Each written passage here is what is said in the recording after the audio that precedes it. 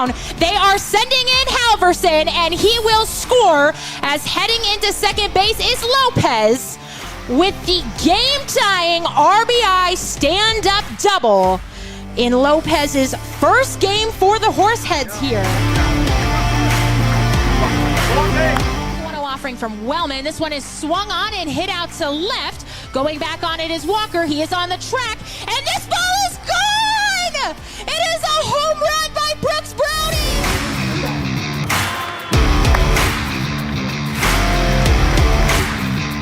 Pitch, runner takes off, throw goes down to second, and he's out! Oh, he's out! What a good throw by Landon Boyd. That is 3 base runners that he has thrown out tonight. A machine!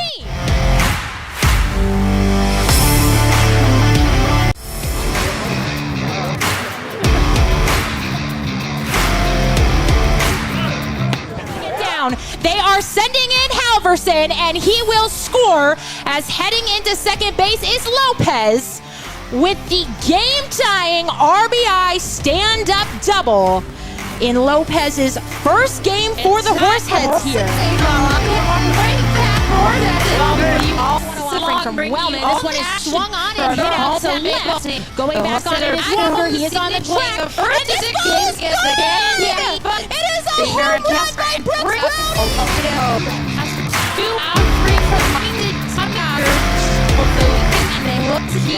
Runner takes off, throw goes down to second, and he's out! Oh, he's out! What a good throw by Landon Boyd. That is 3 base runners that he has thrown out tonight. A machine!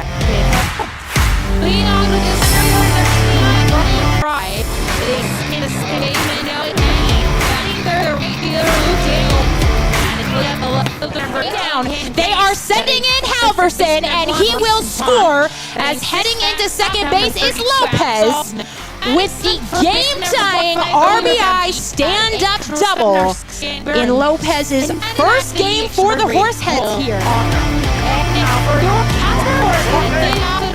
From Wellman. This one is swung on and hit out to left. Going back on it is Walker. He is on the track. And this ball is gone! It is a home run by Brooks Browning!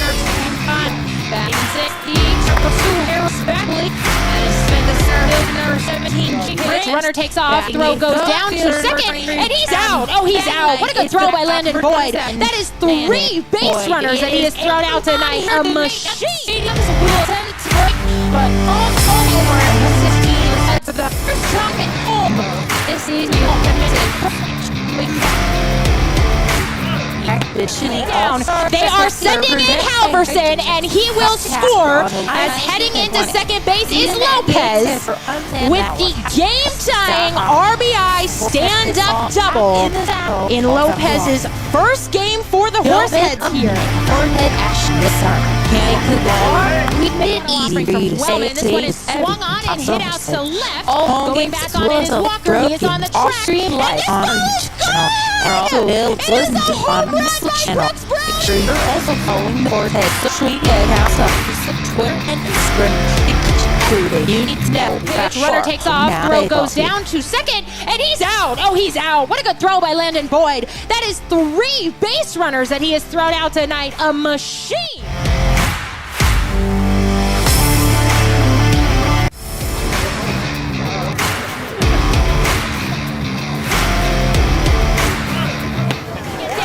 They are sending in Halverson, and he will score as heading into second base is Lopez with the game-tying RBI stand-up double in Lopez's first game for the Horseheads here.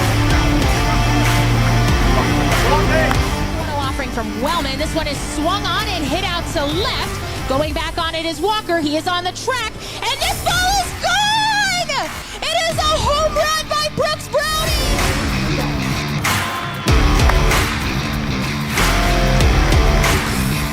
Pitch, runner takes off, throw goes down to second, and he's out! Oh, he's out! What a good throw by Landon Boyd. That is 3 base runners that he has thrown out tonight. A machine!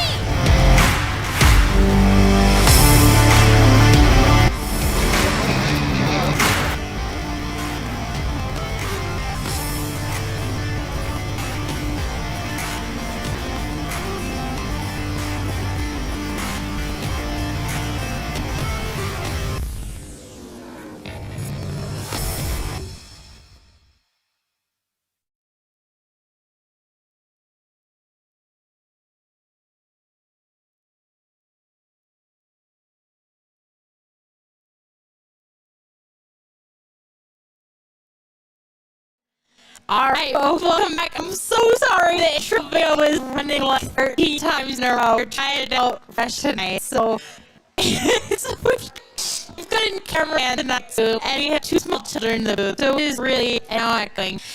It is really going to be fun out here, but it is a beautiful evening. February 1st pitch here for both teams as the Horseheads get ready to take on the Canyon County Spuds.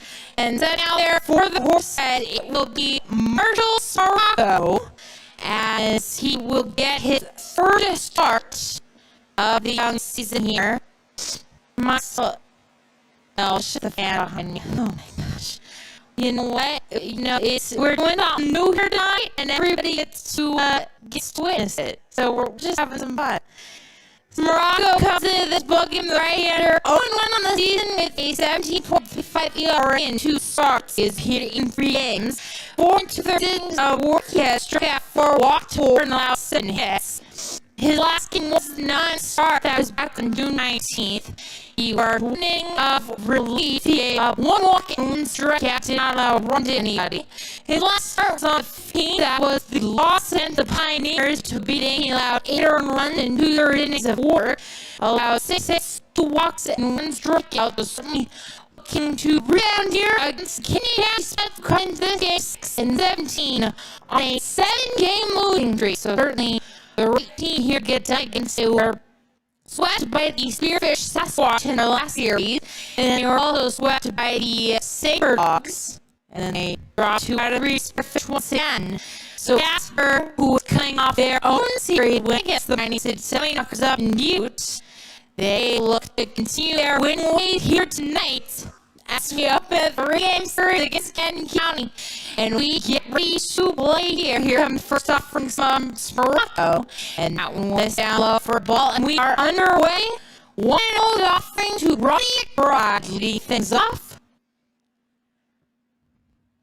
as Smarocco comes in, and here him pitch this one up by his head. Ducking out of the way there was McBride.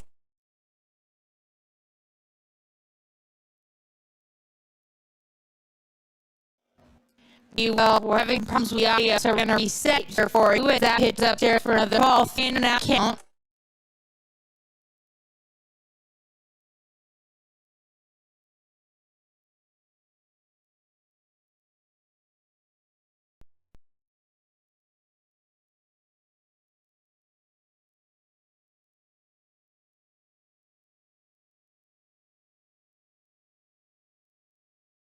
Your hometown baseball team.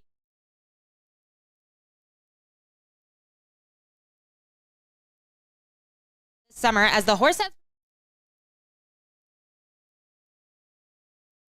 All right, we are back, hoping the audio is better for you. The first man, McBride, will take 4 pitches, and he will head down to first on the 4-pitch walk, and Smarocco has yet to deal a ball here as another one comes home. That is 5 straight balls here from the starter Smarocco, as here comes the next offering runner. Bluffs does not take off, and it is finally a strike home from Smarocco as he looks to pitch around the leadoff walk here. Excellent, much better. That's what we like to hear. Sometimes, God forbid anything work for us on the first time here. As here comes the 1-1 pitch.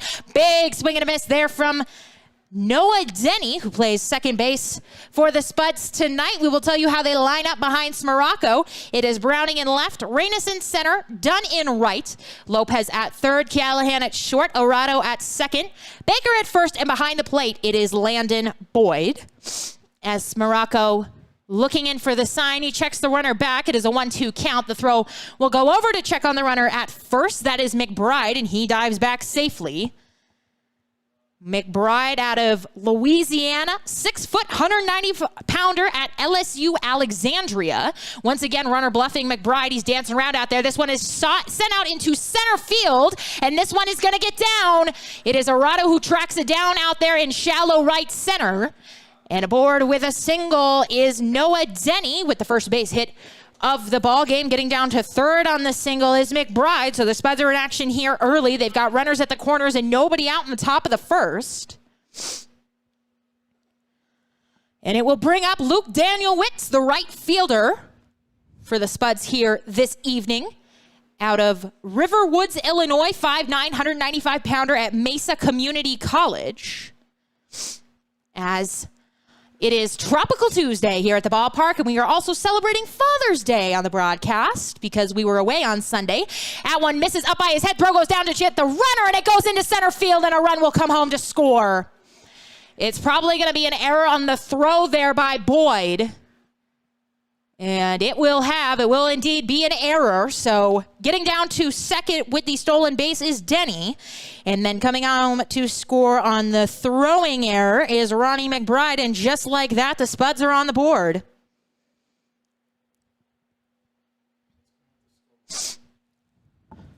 They are still updating the scoreboard.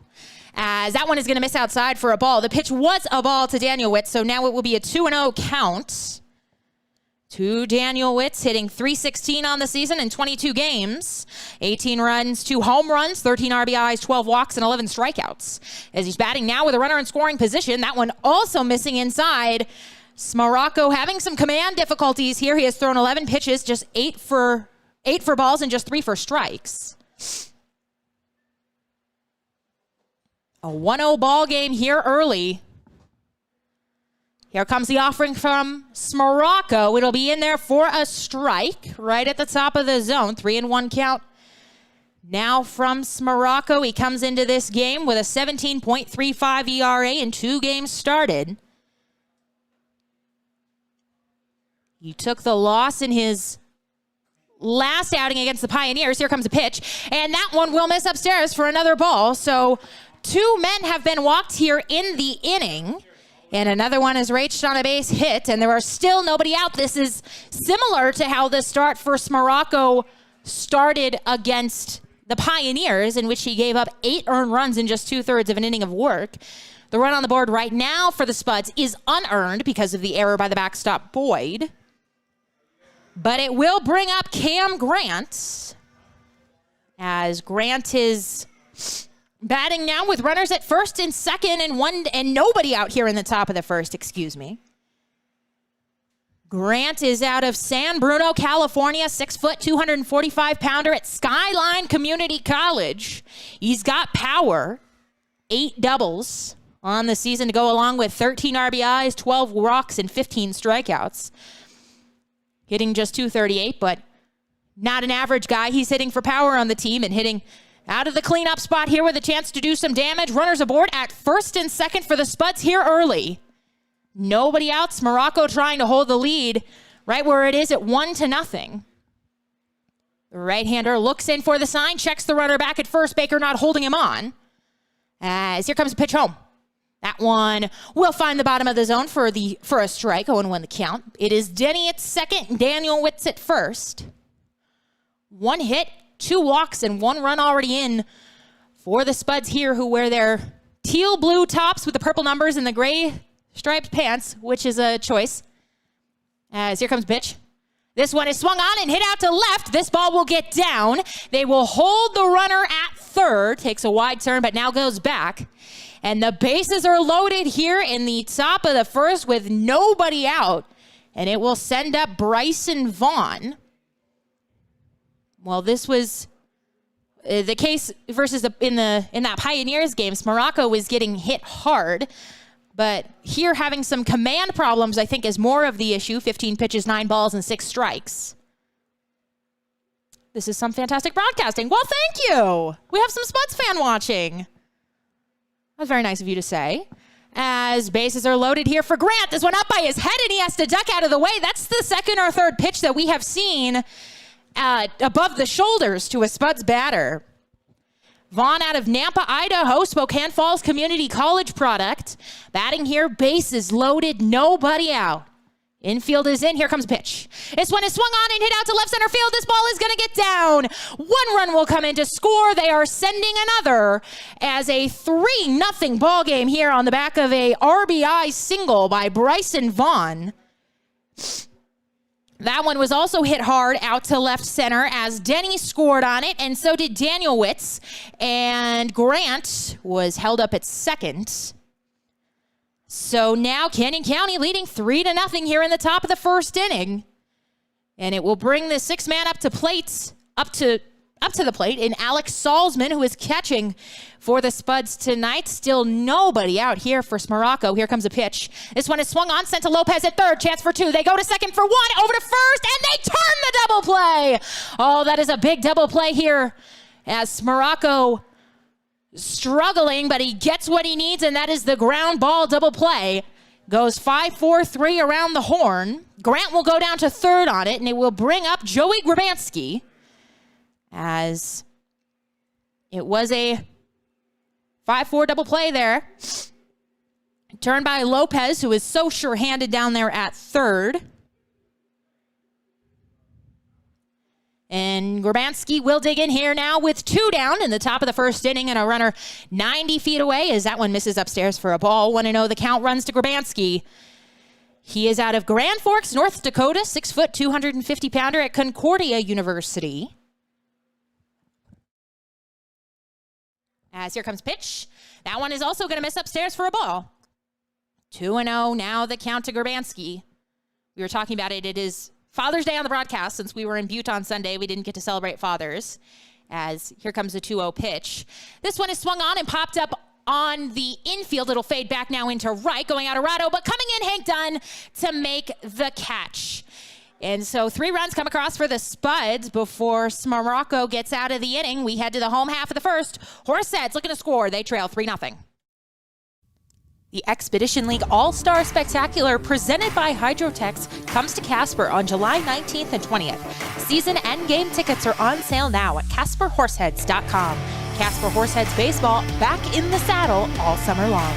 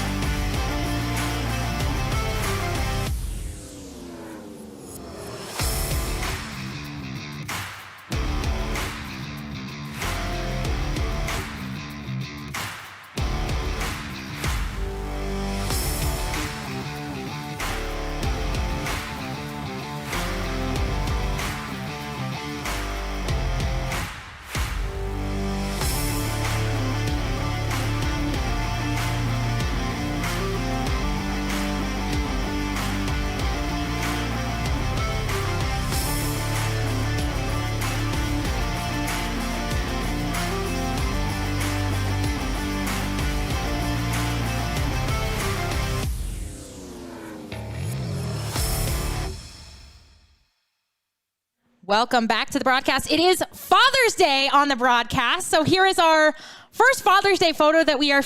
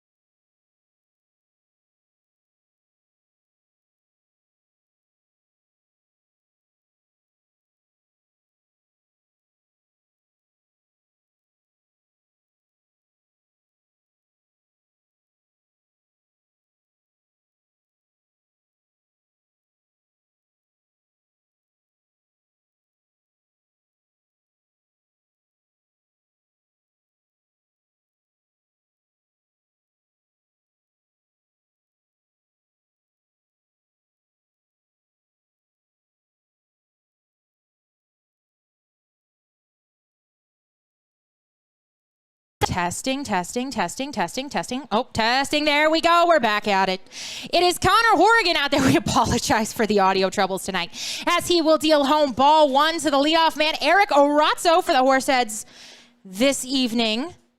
I don't know if you caught it, but we showed a picture of Mike and Chris Dunn for our Father's Day celebration, as we are celebrating fathers here on the broadcast tonight because we were not on the air on Sunday. As that one will miss outside for another ball. 2-0 is the count. It is Arado, Callahan, and Lopez due up here in the bottom of the first for the Horseheads as they trail this one 3-0.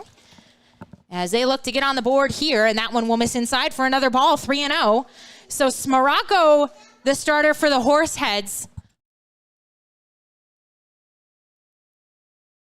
Smaracco, the starter for the Horseheads, he walked the leadoff man that he faced, and Horrigan in danger of doing it here. And he will, in fact, walk the leadoff man, Arato, who is aboard with ball 4. A 4-pitch walk dealt from Horrigan, who, as we were saying, is 0-2 on the season, an 8.64 ERA for the Spuds. In 6 games, he has started 3, 16 2/3 innings of work, 14 strikeouts, 9 walks, and 25 hits. His last game was against the Sabre Dogs, that back on June 14th. He took the loss in that one, 3 1/3 innings of work. He gave up 6 earned runs, 5 hits, 6 walks, and a strikeout.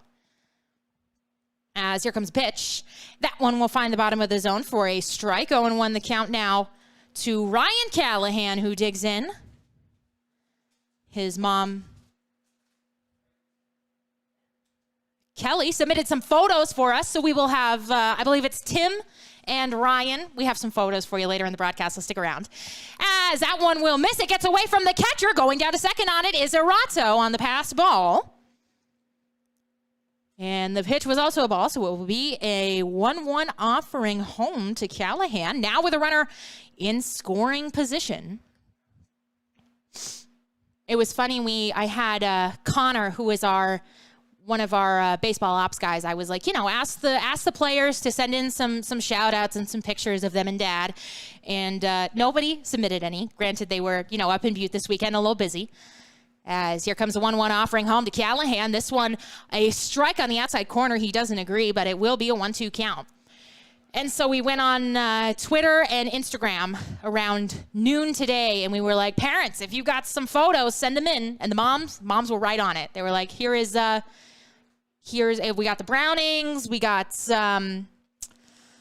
who else? We got a whole lineup as here comes a 1-2 pitch. This one is sent out into center. Moving over on it is McBride, and he will get there to catch the sinking liner. Arato does not move up on it. We've got some pics of Eric as well. So stay tuned throughout the broadcast. You never know who you're going to see. As it will send up Christian Lopez. He leads the team in batting, and he has for some time. As he comes to the plate with a man aboard at second and 1 down. Lopez will dig in here with a runner at second in a 3-0 ball game. Bottom of the first inning, here comes a pitch. This one is swung on and fouled off to the right side. It'll run 0-1 to Lopez. As I typed in his average in my notes, and I could not believe it. He's hitting .392 in 17 games this season. But you know what? That tracks. It seems that every night he's getting multiple hits and getting them in big spots and getting those RBIs as well. He's got 23 RBIs on the season. And a chance to pick up another one here. Here comes the pitch. This one will miss upstairs for a ball to him. Can't even up at 1-1. 12 runs scored, 9 doubles and 9 stolen bases to go along with those 23 RBIs and the high average. Last game against the Tommyknockers, 2 for 5 with a double, 3 RBIs and a walk. And he's batting here now, 1 out, bottom of the first, 3-0 Spuds lead. But the Horseheads threatening with a man out at second. Here comes the pitch. This one is swung on. Runner is in motion. It goes out to the shortstop who fires across the diamond to retire Lopez. But moving up to third on the ground out is Arato, and he will be there with 2 down for the cleanup man, Jake Baker. Baker out of Kansas. He was 4 for 6 on Sunday, just casually. As he comes up with the first run of the ball game for the Horseheads, just 90 feet away. That is Eric Arato. as Baker will dig in here against Horrigan, who has thrown 11 pitches, 6 for balls, 5 for strikes. As here comes pitch home. This one is first pitch swinging. This one is sent out into center, but not deep. Settling under it is McBride. Oh, he drops it! And he dropped it! Oh my gosh! An absolute routine catch out there. He was settling under it, and he just absolutely flat out dropped that one. So aboard at first is Baker. And coming in to score on it is Erato. And that's something you absolutely do not see every day, folks. I was ready to send it to the commercial break there. But it is now a 3-1 ball game. Jake Baker will not get credit for the RBI because of the error on the center fielder McBride. But the Horseheads will certainly take that as they get on the board here. On the error by McBride. And now batting with a man aboard at first, it is Hank Dunn. In a 3-1 ball game, bottom of the first, 2 down here. He is first pitch swinging, sends this one on a couple of hops out to the second baseman, Denny, who throws over to first to retire this side. So the Horseheads get 1 here on the error by the center fielder, Ronnie McBride, as we send it to the top of the second inning. Spuds leading 3-1. The Expedition League All-Star Spectacular presented by Hydrotex comes to Casper on July 19th and 20th. Season and game tickets are on sale now at CasperHorseheads.com. Casper Horseheads Baseball back in the saddle all summer long.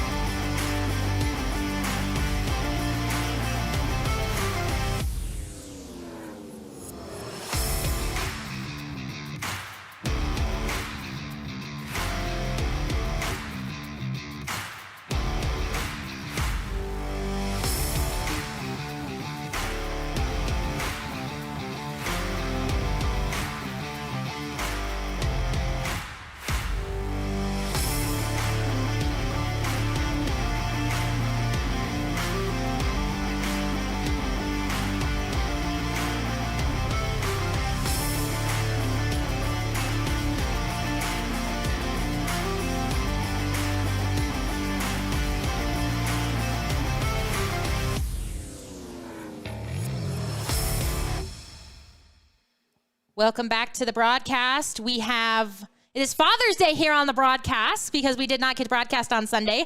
So we have Ale and her sister as well as her father here as we begin playing the top of the second inning. Ale is one of our interns. She is a stadium operations intern. She runs concessions for us.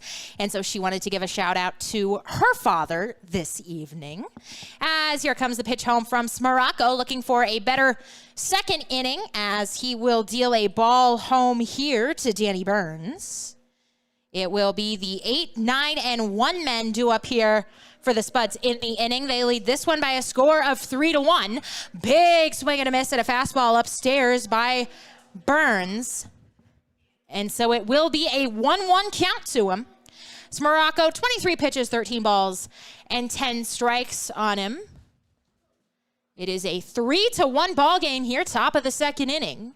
Beautiful evening here in Casper as here comes the pitch. This one messing well inside for another ball to Burns. As he will step out, now climb back into the box. Burns at Yakima Valley Community College. We've got a couple of guys on our roster who attend Yakima Valley as well, as this one is going to hit him. We have seen a number of pitches run inside to those left-handed batters tonight. And this one finally hits a man. Burns is aboard with the hit by pitch. And it will send Cole Arnold up to the plate. The DH now bats with nobody down in the top of the second inning and a man aboard at first. That was Burns, who was just hit by a pitch. Arnold out of Livermore, California, 5'10", 185-pounder at Chico State. Throw will go over to check on the runner at first, who is back safely. Arnold, 17 games, hitting .262, 13 runs scored, 4 doubles, 15 RBIs, 18 walks, and 13 strikeouts. As Morocco gets ready to deal home, he comes set now, delivers. This one missing inside for a ball, 1-0. Arnold's last game, he was 0 for 3 against Spearfish with 2 strikeouts. Against Casper on the season, he is 2 for 6 with a run scored, 2 RBIs, 4 walks, and a strikeout. As here comes a pitch home from Morocco. This one will miss down low. He wanted it, but it is called a ball at the bottom of the zone. 3 runs, 3 hits, 1 error, and 1 man left on for the Spuds. 1 run, no hits, 1 error, and 1 man left on for the Horseheads. As here comes the 2-0 offering home from Morocco. This one missing well upstairs. Boyd having to come out of his crouch to make the catch. 3-0. Now the count to the 9-man Arnold.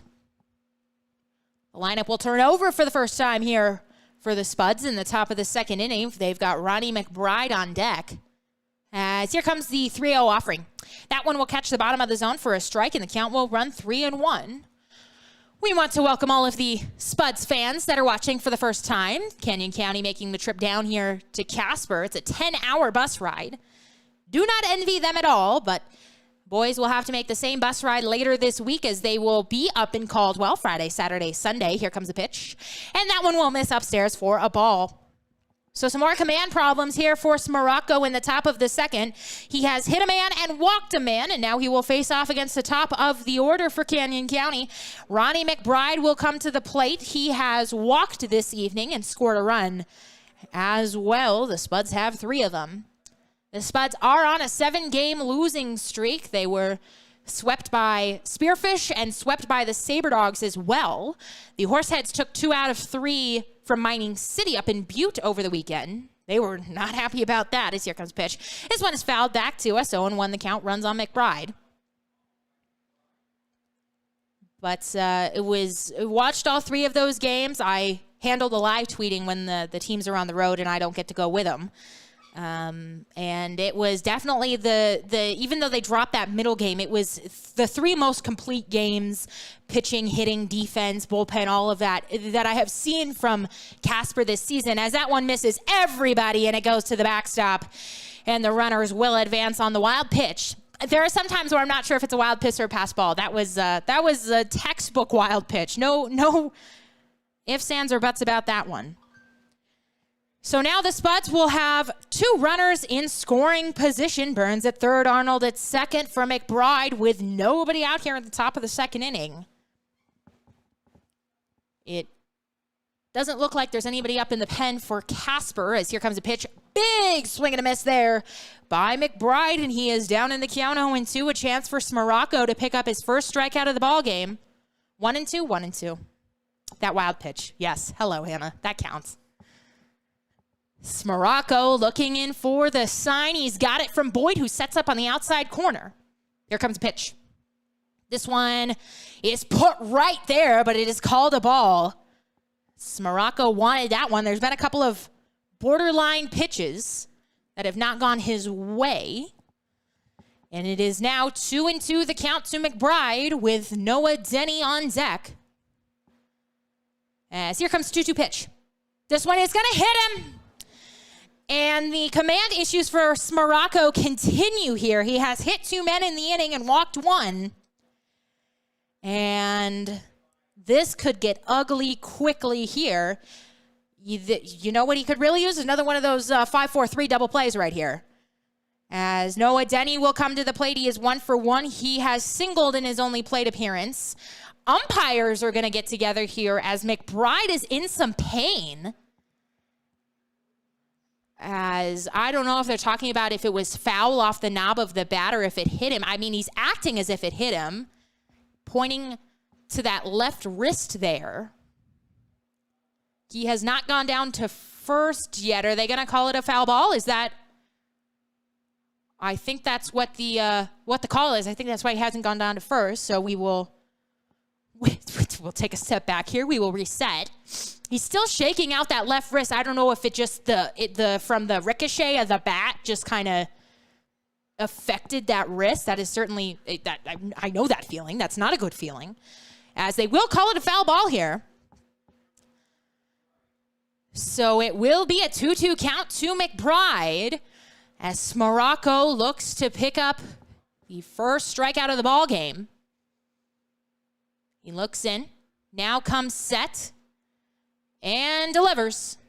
The pitch is swung on and popped up on the infield as in is Baker. He's right on the line and straddling the line in fair territory, He will make the catch for out number 1. So that is certainly a big out here for the Horseheads, as that works just as well as a strikeout. Neither runner able to advance on the play, and it will send up Noah Denny, who is 1 for 1 with a single in the ball game.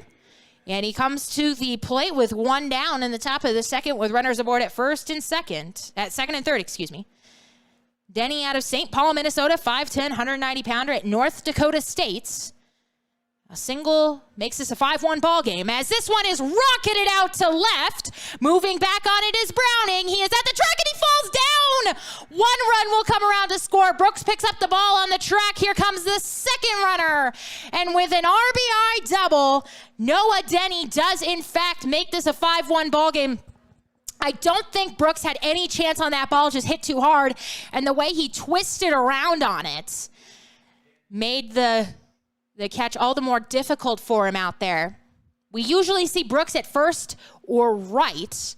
We've seen him a lot more at first since Hank Dunn has taken over primarily in right, and usually is such a steady defensive player there. But even if he takes a perfect route to that ball, I don't think he's making the catch. So it will be an RBI double for Noah Denny, and Luke Danielwitz will come to the plate with a man on at second in what is now a 5-1 ball game. And that one will miss outside for a ball, 1-0.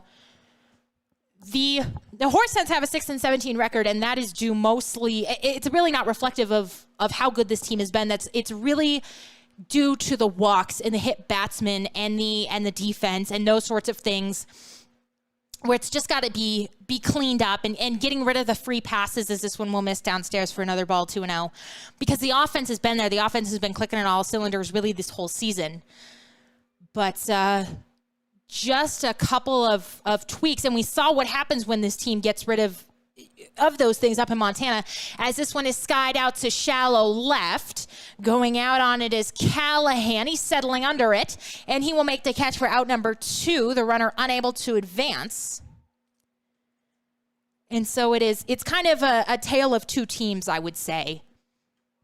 But still early, and once again, this team absolutely capable of putting up 4 runs to tie, especially in the top of the second.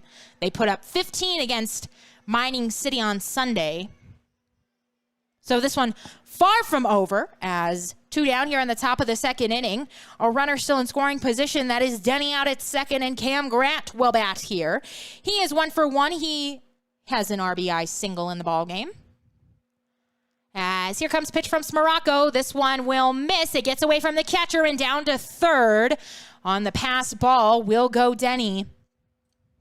Second pass ball and of the ball game, and there has also been a wild pitch. So just giving out 3 bases, and those almost always come back to haunt you. Those and leadoff walks. As that's certainly the case here for the Horseheads early. They trail 5-1 in the top of the second inning with 2 down. Runner Denny is 90 feet away. It's a 1-0 offering home to Grant, and that one up by his head again. 2-0 now the count to Grant. He is ahead. Grant is out of San Bruno, California, 6', 245, Skyline Community College product. Last game against Spearfish, he was 0 for 2 with a strikeout. Against Casper this season, he is 1 for 10 with a run scored as he sends this one out to Lopez at third, who gobbles it up, and he will throw across the diamond to retire the side. But not before the Spuds score 2 more here in the top of the second. We head to the home half of the frame. Horseheads trailing 5-1. Looking to stay connected with your hometown baseball team? Make sure you're subscribed to the Horseheads text messages. All you've got to do is text GO HEADS to 85100 to sign up for exclusive updates, giveaways, promos, and the latest news on all things Horseheads. The Horseheads are still actively looking for host families in the Casper, Wyoming, and surrounding areas to host a variety of players and interns for the 2021 season. Host families play an integral part of our organization by providing players and interns a place to call home for the summer. Benefits of becoming a host family include season tickets for your household to all Horseheads home games, 25% off most Horseheads merchandise and concessions, and team-signed memorabilia. If you're interested in becoming a host family, give us a call at 307-441-1334 or email hostfamily@casperhorseheads.com.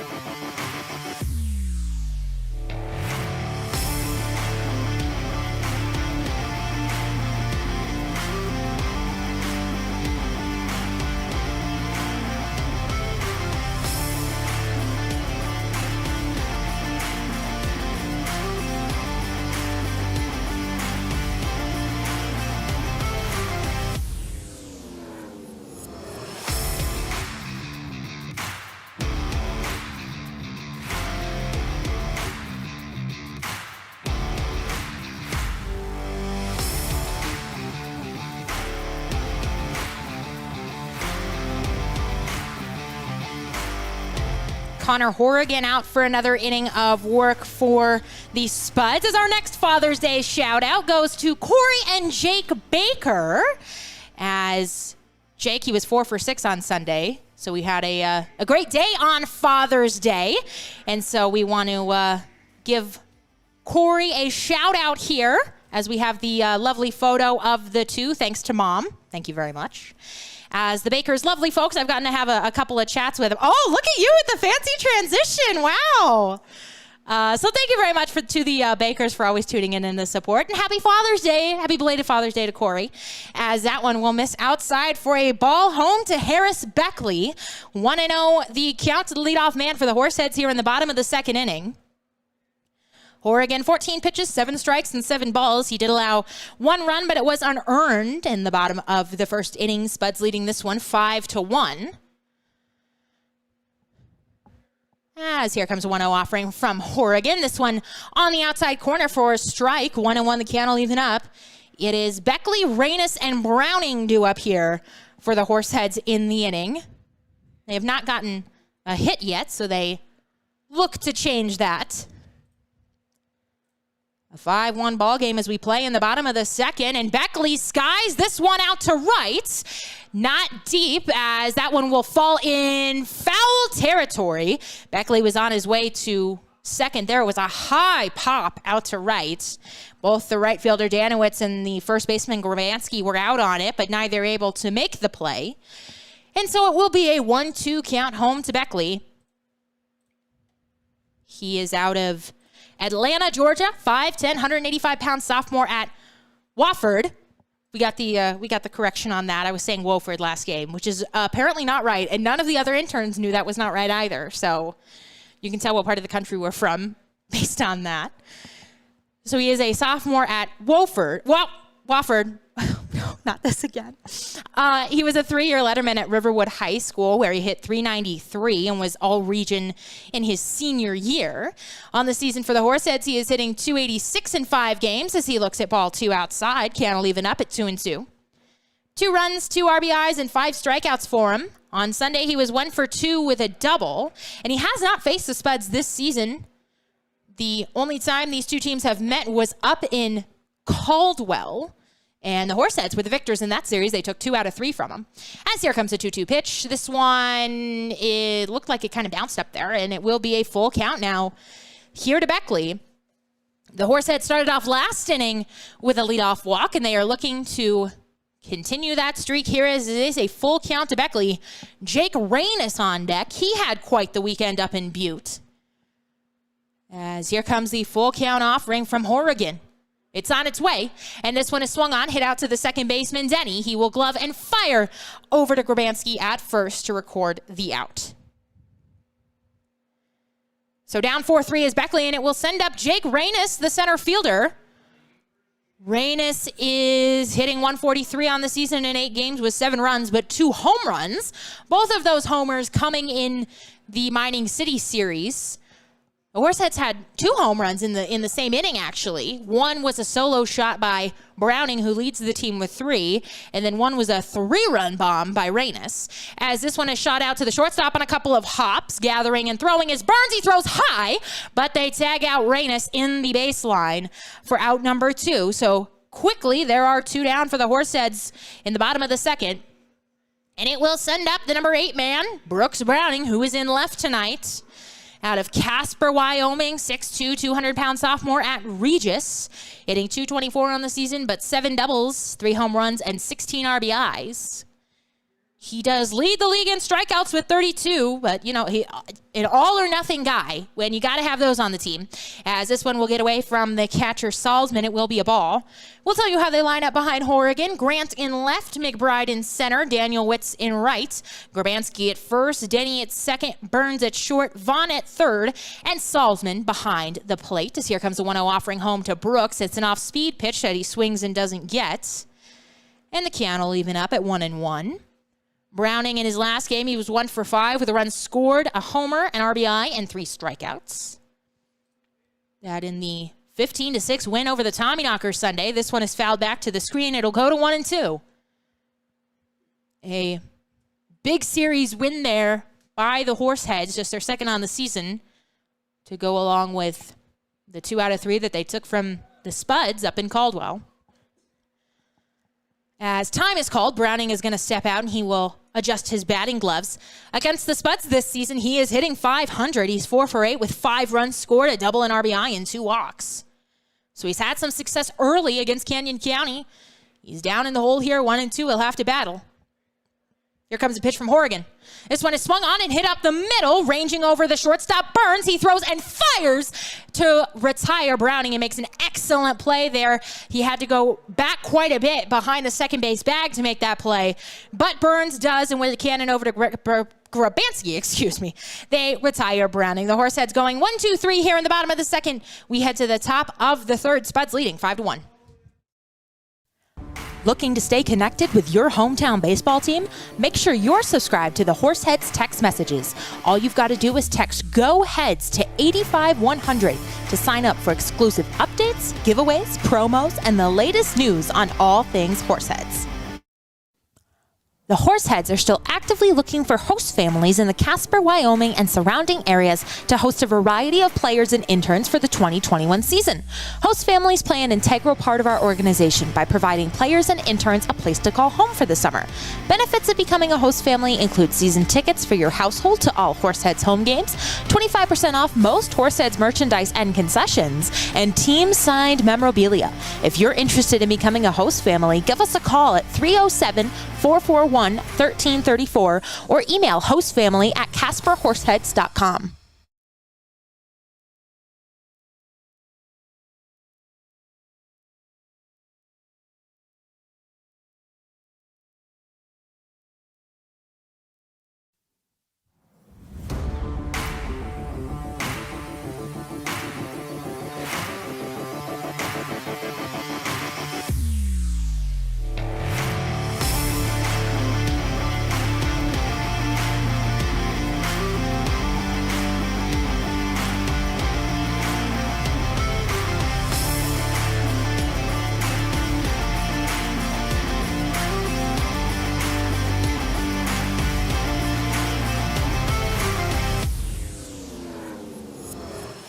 Welcome back. Top of the third here. Father's Day on the broadcast. So we will feature next up. It is Brooks Browning, the hometown kid, with his grandpa Mark Gates and his father Steve Browning.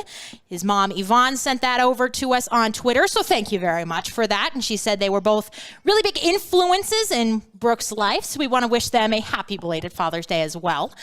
As it is the top of the third inning here, and the Spuds have a 5-1 lead. Morocco out for another inning. Bunt is shown by Vaughn, and he gets it down, but foul.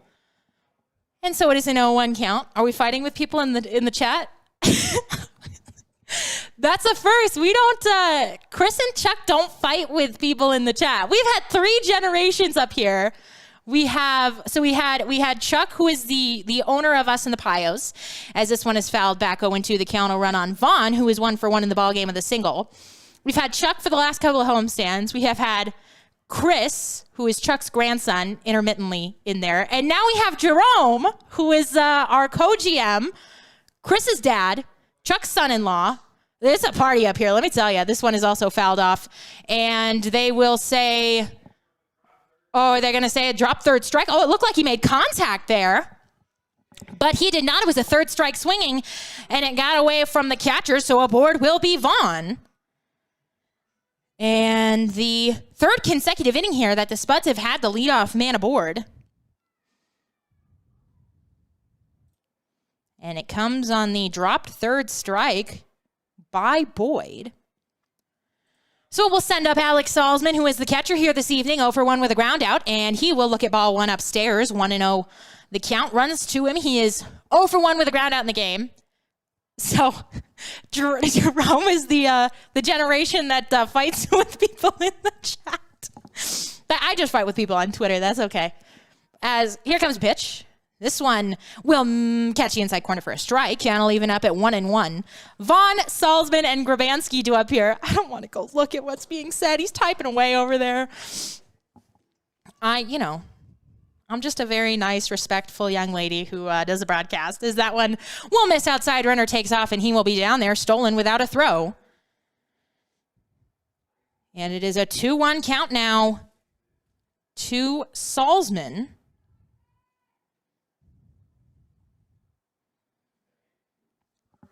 A 2-1 count here now as he bats with a runner in scoring position on the stolen base. Second stolen base of the night for the Spuds as a big swing and a miss there at a pitch upstairs by Salzman will have him evening up the count 2-2. Me and the Tommyknockers kind of got into it on Twitter this weekend, which is all fun and games until I get called sweetie. And then it's, I just see red as we're going to have another hit batsman here. And it will send, not the dolphin noises, please.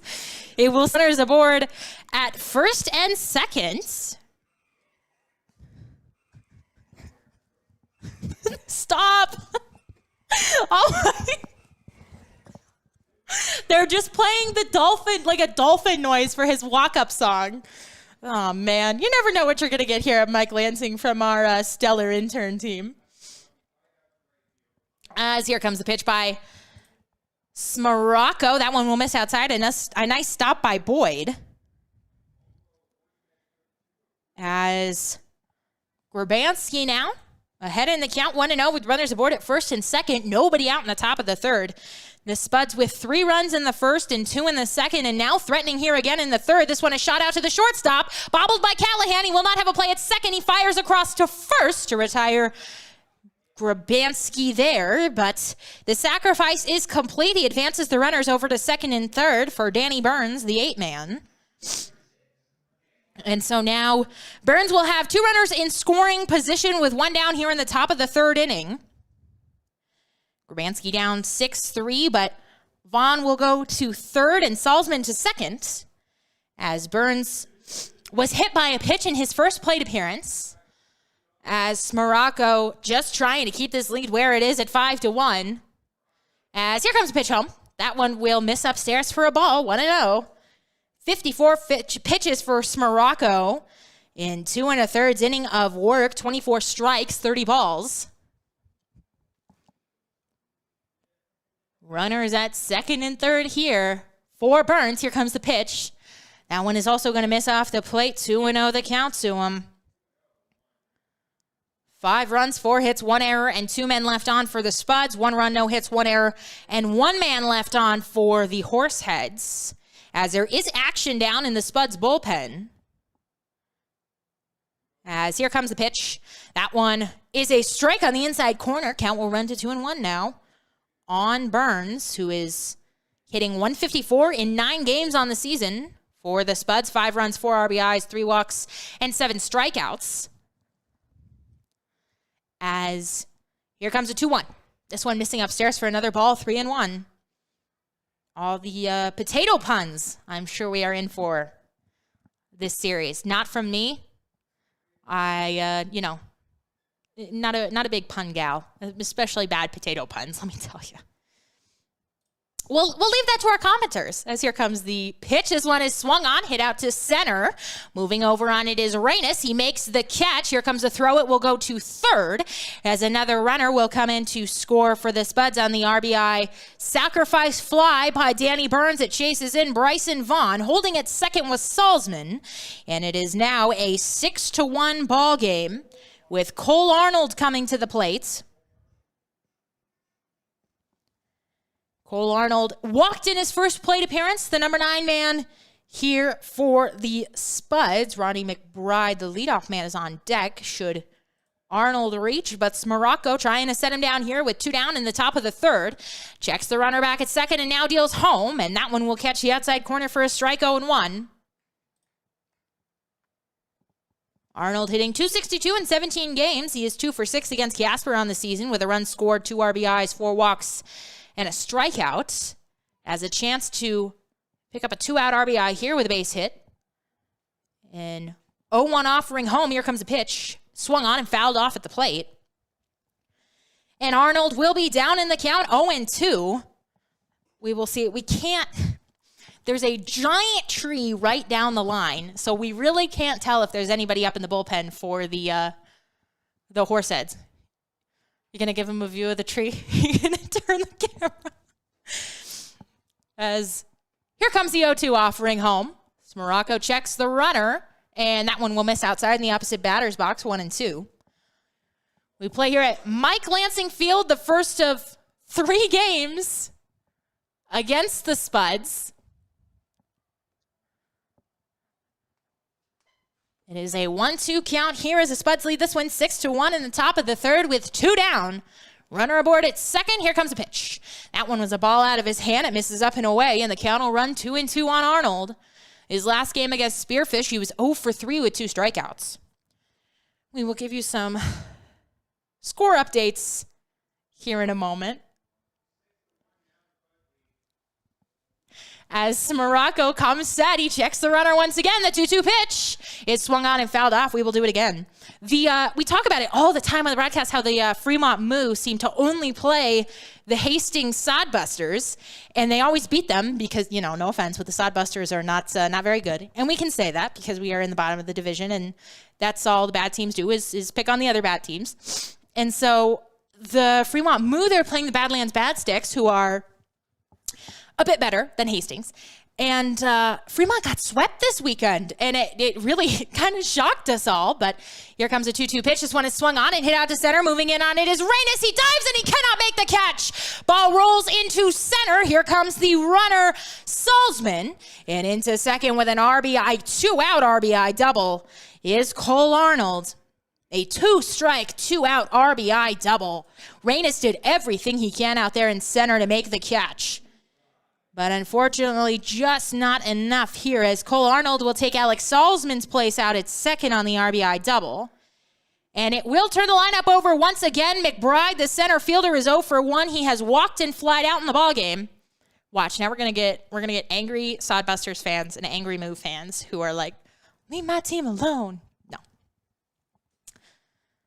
McBride will dig in here now with a runner out at second. Here comes a pitch from Smarocco. Shows bunt, but it doesn't matter. The pitch is very wild. It gets away from the catcher, Boyd. Goes all the way to the backstop. And the runner will advance 90 feet. Smarocco, 64 pitches, 34 balls, 30 strikes. It has been a bit of a labor for him. He's given up 7 runs in 2 2/3 innings of work.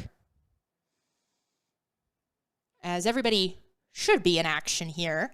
I think the Tommyknockers, they usually start late, but they are on the road today, I believe. As the Pioneers are beating the Tommyknockers 4-0 in Western Nebraska. This one gets by the catcher, and another run is going to come in to score here. So Smarocco was looking for a bounce-back outing after allowing 8 earned runs to the Pioneers, and he has allowed 8 runs here. Not all of them earned, but he has allowed 8 to the Spuds. On back-to-back wild pitches, Cole Arnold comes in to score on it. And it will be a 2-0 count. McBride now ahead in the count, 2-0, as he shows bunt once again, and he takes a pitch inside. 3-0 now, the count to McBride. Only 4 games in action tonight, as here comes a 3-0 pitch. And that one, once again, not close. And that will be a 4-pitch walk to Ronnie McBride. And the Spuds will have another runner aboard here, as Denny will dig in. He is 2 for 2. He has singled and doubled, so he's halfway to the cycle.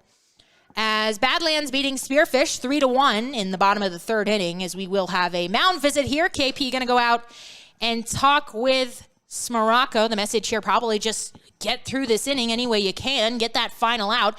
And it will not be. That is the end of the night for Smarocco. He exits this game as Quinn Maguire will be on in relief. We will go to the break. I was going to say we will get you the final line for Smarocco, but it's not done yet because he is responsible for the man aboard at first. And it will be Quinn Maguire who takes over here. We will go to the break. When we come back, we will give you Maguire's stats as he looks to hold this lead right where it is. The Spuds up 8-1, top of the 3rd with 2 down. Don't miss a minute of Horseheads action this summer. Can't make it to the ballpark? We've made it easy for you to stay up to date with everything Casper Horseheads. All home games as well as select road games are streamed live on our YouTube channel and are also available to listen to on our Mixlr channel. Make sure you're also following the Horseheads social media accounts on Facebook, Twitter, and Instagram to catch everything you need to know about your hometown baseball team.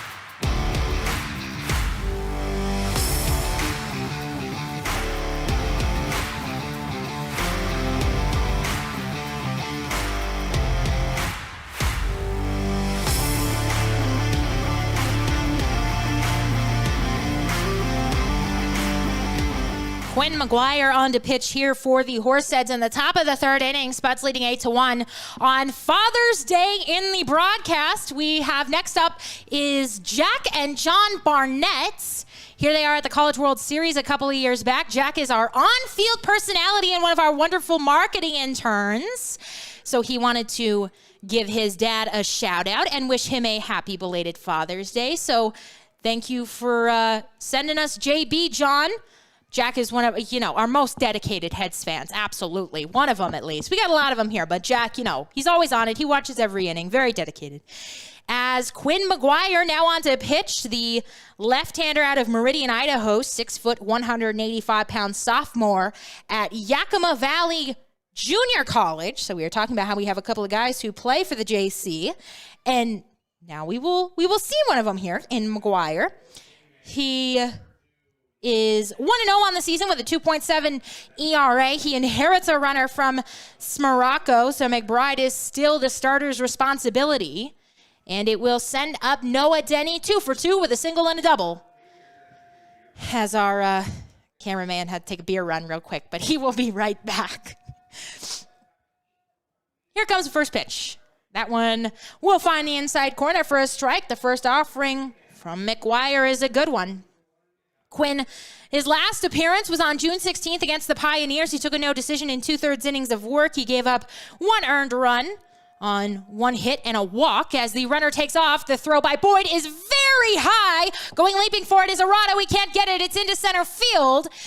And another error by Boyd tonight on a throw down to second. McBride will have the 3rd stolen base of the evening for the Spuds, and then he will get to 3rd on the error by Boyd. As the pitch was a ball, so the count will even up at 1-1. Oh, there's Jack. He's coming up. We got to tell him. We just did him and his dad. Jack. He's not looking. Oh, what? He's going to come sit. Oh, he's looking for folks for the marketing games. As this one is sent foul and in foul territory, Jake Baker will make the play. So Maguire comes on, he gets the job done. He strands a runner. However, the Spuds get 3 more here in the top of the third inning. 8-1 they lead. We head to the home half of the third. The Horseheads are still actively looking for host families in the Casper, Wyoming, and surrounding areas to host a variety of players and interns for the 2021 season. Host families play an integral part of our organization by providing players and interns a place to call home for the summer. Benefits of becoming a host family include season tickets for your household to all Horseheads home games, 25% off most Horseheads merchandise and concessions, and team-signed memorabilia. If you're interested in becoming a host family, give us a call at 307-441-1334 or email hostfamily@casperhorseheads.com.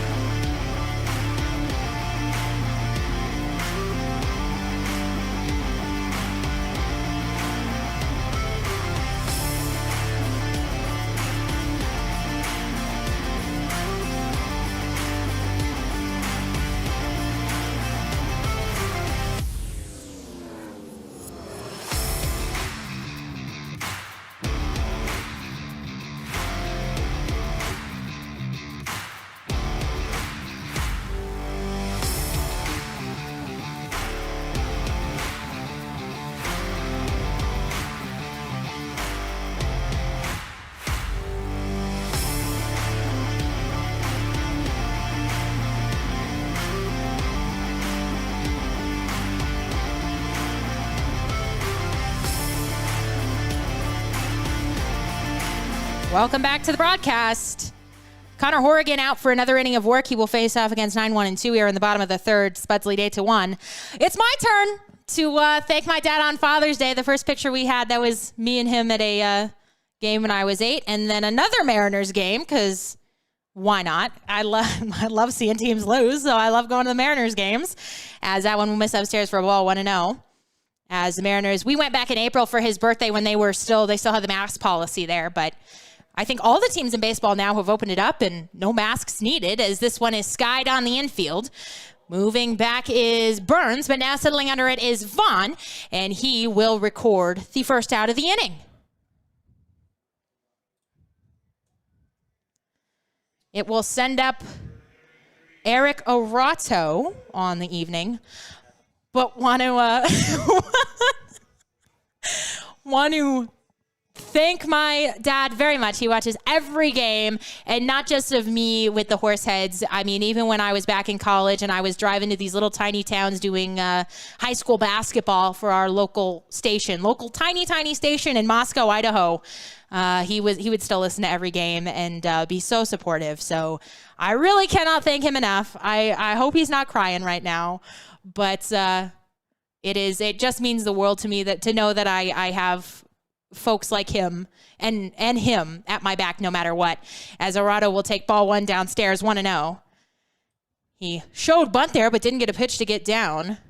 It is a 8-1 ball game here. Our cameraman is back, so we should have no more technical difficulties for the evening. As the 1-0 offering from Horrigan is on the way, and this one will catch the outside corner for a strike. 1-1, the count will even up on Arado. What? This angle.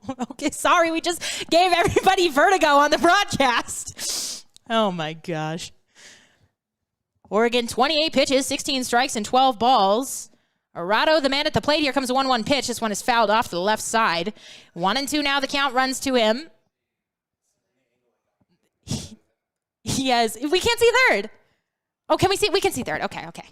I just can't see. That's what you want to hear from your broadcaster. I just can't see. A 1-2 count to Arado, who walked in his first plate appearance, an 8-1 ball game here in the bottom of the third inning. Still plenty of time for the Horseheads to get back into things. Both teams coming into this game 6-17. The Spuds are on a 7-game losing streak. The Horseheads on a 1-game winning streak after taking 2 out of 3 from Mining City over the weekend. As here comes a pitch. This one is swung on, hit out to right, and that ball will get down for the first base hit of the ball game for Casper. Arado will take a big turn at first, but he heads back to the bag on the 1-out single for the leadoff man for the Horseheads. We'll send Ryan Callahan up to the plate. Callahan is 0 for 1. He lined out in his first plate appearance as he will dig in here with a runner aboard at first. That is Arato. Callahan is out of Overland Park, Kansas. In 20 games, he is hitting .208. He got over the Mendoza line in the Butte series. As here comes the first offering. Fired in there for a strike on the outside corner, 0-1. The count will run on Ryan. He was ranked the number 4 high school player in Kansas by the Prep Baseball Report. He is a freshman at Kansas, teammate of Jake Baker's. As here comes the 0-1 offering. That one a little bit too tall, and it'll miss for another ball. 1-1 the count. In his last game, Callahan 2 for 4 with 2 runs scored and a walk. Against the Spuds this season, he is 4 for 11 with 4 RBIs, 4 runs, and 4 walks. As here comes the 1-1 offering from Horrigan. Runner takes off. This one is sent foul. So Arato will have to come back, and the count will run 1-2 to Callahan. Christian Lopez, the man on deck. So the Horseheads certainly hoping to hand the inning over to him with a couple of men on here. The leading man in average and RBIs on the season for the Horseheads. Hitting in the 3-hole. But Horrigan having to deal with Callahan here first. Here comes the 1-2 offering. This one is swung on and hit through the left side for a base hit. So Horrigan giving up back-to-back base hits here with 1 out, and it will send Christian Lopez up to the plate. So a good situation here for the Horseheads to get some runs on the board. As that one just perfectly placed by Callahan through that left side under the glove of the shortstop Burns. And it will bring up Christian Lopez, who was 0 for 1 in the game with a ground out. Out of Chula Vista, California, 195-pound, 5'10" sophomore at Alabama State. In 17 games, .392 average with 23 RBIs and 9 doubles. Also 9 stolen bases, so he's having an okay season. As here comes the offering from Horrigan. This one straightens him up, and it's a ball inside. 1-0 the count to Lopez. His last game, he was 2 for 5 with a double, 3 RBIs, and a walk. I think he had multiple RBIs in all 3 of those Tommy Knockers games, as he was just teeing off against Knockers pitching and looking to do the same against Horrigan here. As Horrigan checks the runner back, and now will deal home, and a nice pitch there on the outside corner for a strike. Looked like something off speed. And the count will run to 1-1 on Lopez. Against the Spuds on the season, he is 5 for 16 with 4 runs scored, 6 RBIs, a strikeout, and 4 stolen bases. As he bats here, bottom of the 3rd, 1 out, runners aboard at first and second. Horrigan checks the runner back and deals home. This one missing outside. Salzman tried to frame it, but did not get the call. And it will be a 2-1 offering here to Lopez. Shadows starting to come out here in Casper. One running right through the left side of the infield. As here comes a 2-1 offering. It will not be made as Horrigan will step off here. Callahan at first, Arato at second. Horrigan looking in for the sign. He's got it, comes set, and now deals home. This one is swung on, sent out to shallow right. Moving back on it is Denny, and he will make the catch. They called the infield fly on that one, so Lopez is automatically out. One of those, if he plays, if he's still on the infield, but right, he made the catch anyway, so it will send up Jake Baker with runners aboard at first and second now, and 2 down in the bottom of the 3rd.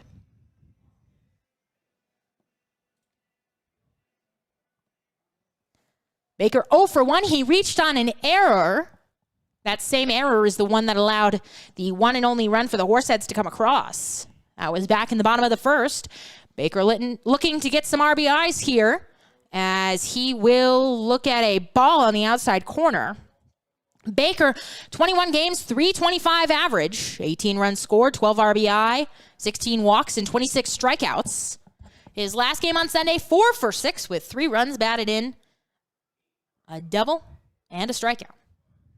As Horrigan looks in and now deals the 1-0 offering home. This one is slashed foul down the left field line, and the count will even up at 1-1. Baker versus the Spuds on the season is 5 for 17 with 5 runs scored and 5 RBIs, so he has enjoyed hitting against the Spuds in a rather small sample size, just the 3 games that they played up in Caldwell. But these two teams will face off against each other 6 times in the next 6 days. So they will see plenty of each other here over the next week. As Horrigan checks the runner back and now deals the 1-1 offering home. It's a check swing, and he went around on it. 1-2, the count to Baker. He leads the team in hits as he will step out, take a couple of practice swings here. Big it back for the Horseheads. They got to start chipping away at this one. They are down 7 runs here in the bottom of the 3rd inning with 2 down. As Horrigan has been pretty tough this evening, but showing some cracks here. He allowed 2 back-to-back base hits, and he will deal inside to Baker for a ball. A nice stop by Salzman behind the plate. As Horrigan, 42 pitches, 25 strikes, and 17 balls. The Horseheads are in there all whites tonight. White tops with the blue numbers, and then the white bottoms with the orange piping up the side, and the high black socks. A much better combo than the teal blue and the purple, in my opinion. Here comes the 2-2 pitch. This one misses. Another nice stop by Salzman, as it is a full count now to Baker. Horrigan and Salzman chatting here, trying to get on the same page after a couple of pitches that had them off the same page. They were bad pitches. A full count now to Baker with 2 down and 2 men aboard here in the bottom of the 3rd inning. A good chance for the Horseheads to get back into this one. They trail by 7. Horrigan still trying to get on the same page. He's got the sign. Now comes set. And here comes the payoff pitch home to Baker. This one is swung on, sent on a couple of bounces to Burns at short. He fires across the diamond in time to retire Baker. So the Horseheads will leave 2 here in the bottom of the 3rd. We head to the top of the 4th. Spuds leading 8-1. The Expedition League All-Star Spectacular presented by Hydrotex comes to Casper on July 19th and 20th. Season and game tickets are on sale now at CasperHorseheads.com. Casper Horseheads Baseball back in the saddle all summer long.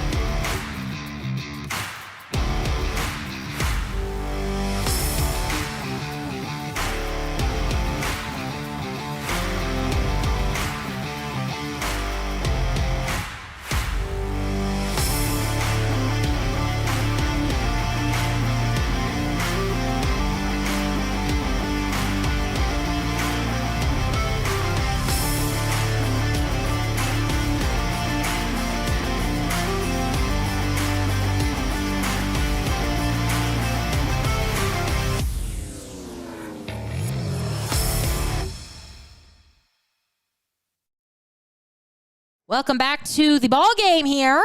Top of the 4th inning, the Spuds leading 8-1. Our next Father's Day feature is our wonderful intern / national anthem singer Josh and his stepdad. So Josh wants to send a happy Father's Day out to his stepdad. And so we will play on here in the top of the fourth inning. Luke Danielwicz, Cam Grant, and Bryson Vaughn. The men do up here for the Spuds in the inning. As Quinn Maguire, his first offering misses for a ball, 1-0. His next one will catch the inside corner for a strike, 1-1. Danielwicz is 0 for 1 with a walk and a fly out so far in the ball game. Kristen likes the teal and purple. I'm sorry, it's just, that teal is so bright as this one misses inside for a ball, which you could say the same about the Horseheads orange, but we pair it, I don't know. And then the striped pants, I feel like it would be better if the pants it wasn't a striped pants look, if we had a solid look on the pants, but that's been the fashion designer corner as this one is sent out to second, backhanded by Arado. We can't get it, and we will see how they scored that one. It was a smash out there, but Connor and Manny kind of quick on that error button, so we will wait to see how they score that one. It will be a hit, so aboard with a hit is Danielwicz.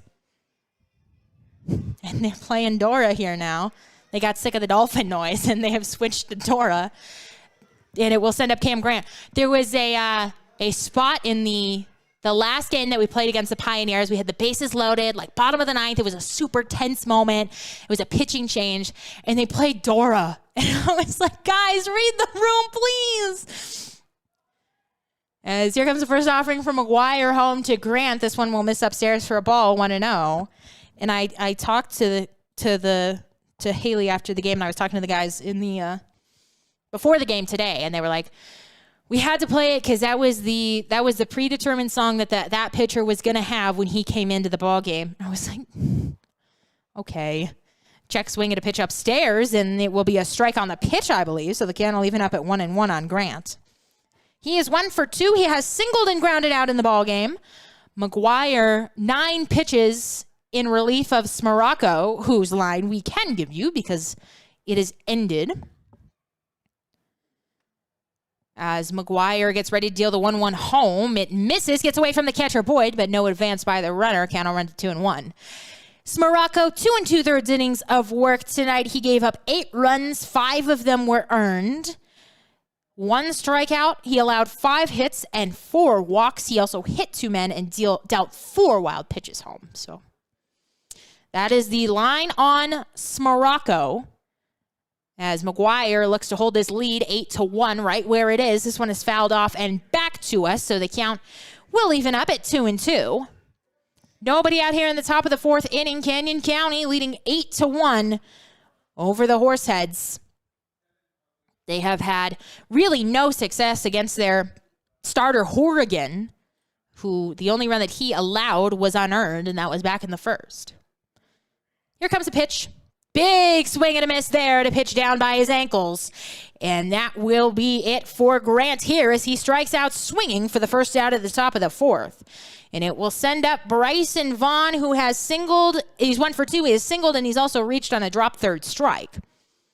He bats here with 1 down in the top of the 4th and a runner aboard at first. That is Danielwicz. Salzman, the man on deck, the heart of the lineup coming up here in the 4th, as that one will miss downstairs for a ball, 1-0. The Spuds, 8 runs, 6 hits, 1 error, and 3 men left on. The Horseheads, 1 run, 2 hits, 2 errors, and 3 men left on. As Maguire looks in for the sign, checks the runner, back runner goes. The pitch is sent out to the third baseman, Lopez. He dives, an excellent play, and he fires across to Baker to retire Vaughn. Lopez smothering that ball. It was a tough play, but so sure-handed down there at the hot corner is CeeLo. No chance to get the runner Danielwicz, who was stealing, so he was off on the play. So he will be down to second on it, and Vaughn will be out at first on the 5-3 ground out. And now there are 2 down in the top of the 4th inning for Alex Salzman, who is 0 for 1. He has grounded out and also been hit by a pitch. This one is chopped fouled on a left field line. 0-1 now the count on the backstop for Canyon County this evening. Salzman in 3 games hitting .250 for the Spuds, 2 runs, 2 RBIs, and a strikeout. His last game he was 0 for 2 with a strikeout. But the bat's really exploding here for the Spuds tonight off of the starter Marshall Smaracco. 8 runs off of him. And still threatening here, they have a runner out at second. A big swing and an off-speed pitch down in the zone by Maguire, who is mixing it up here. We were supposed to have a guest during the third inning, but we're going to interview Jerome. We'll get him the other headset. Here comes the 0-2 pitch. This one is swung on and popped up on the infield. Moving it on, it is everybody, and it is Callahan who makes the basket catch to retire the side. So Maguire does an excellent job here in the fourth. He allows 1 runner, but he doesn't allow him to come in and score. Bottom of the fourth inning, we go 8-1, Spuds leading. Don't miss a minute of Horseheads action this summer. Can't make it to the ballpark? We've made it easy for you to stay up to date with everything Casper Horseheads. All home games as well as select road games are streamed live on our YouTube channel and are also available to listen to on our Mixlr channel. Make sure you're also following the Horseheads social media accounts on Facebook, Twitter, and Instagram to catch everything you need to know about your hometown baseball team.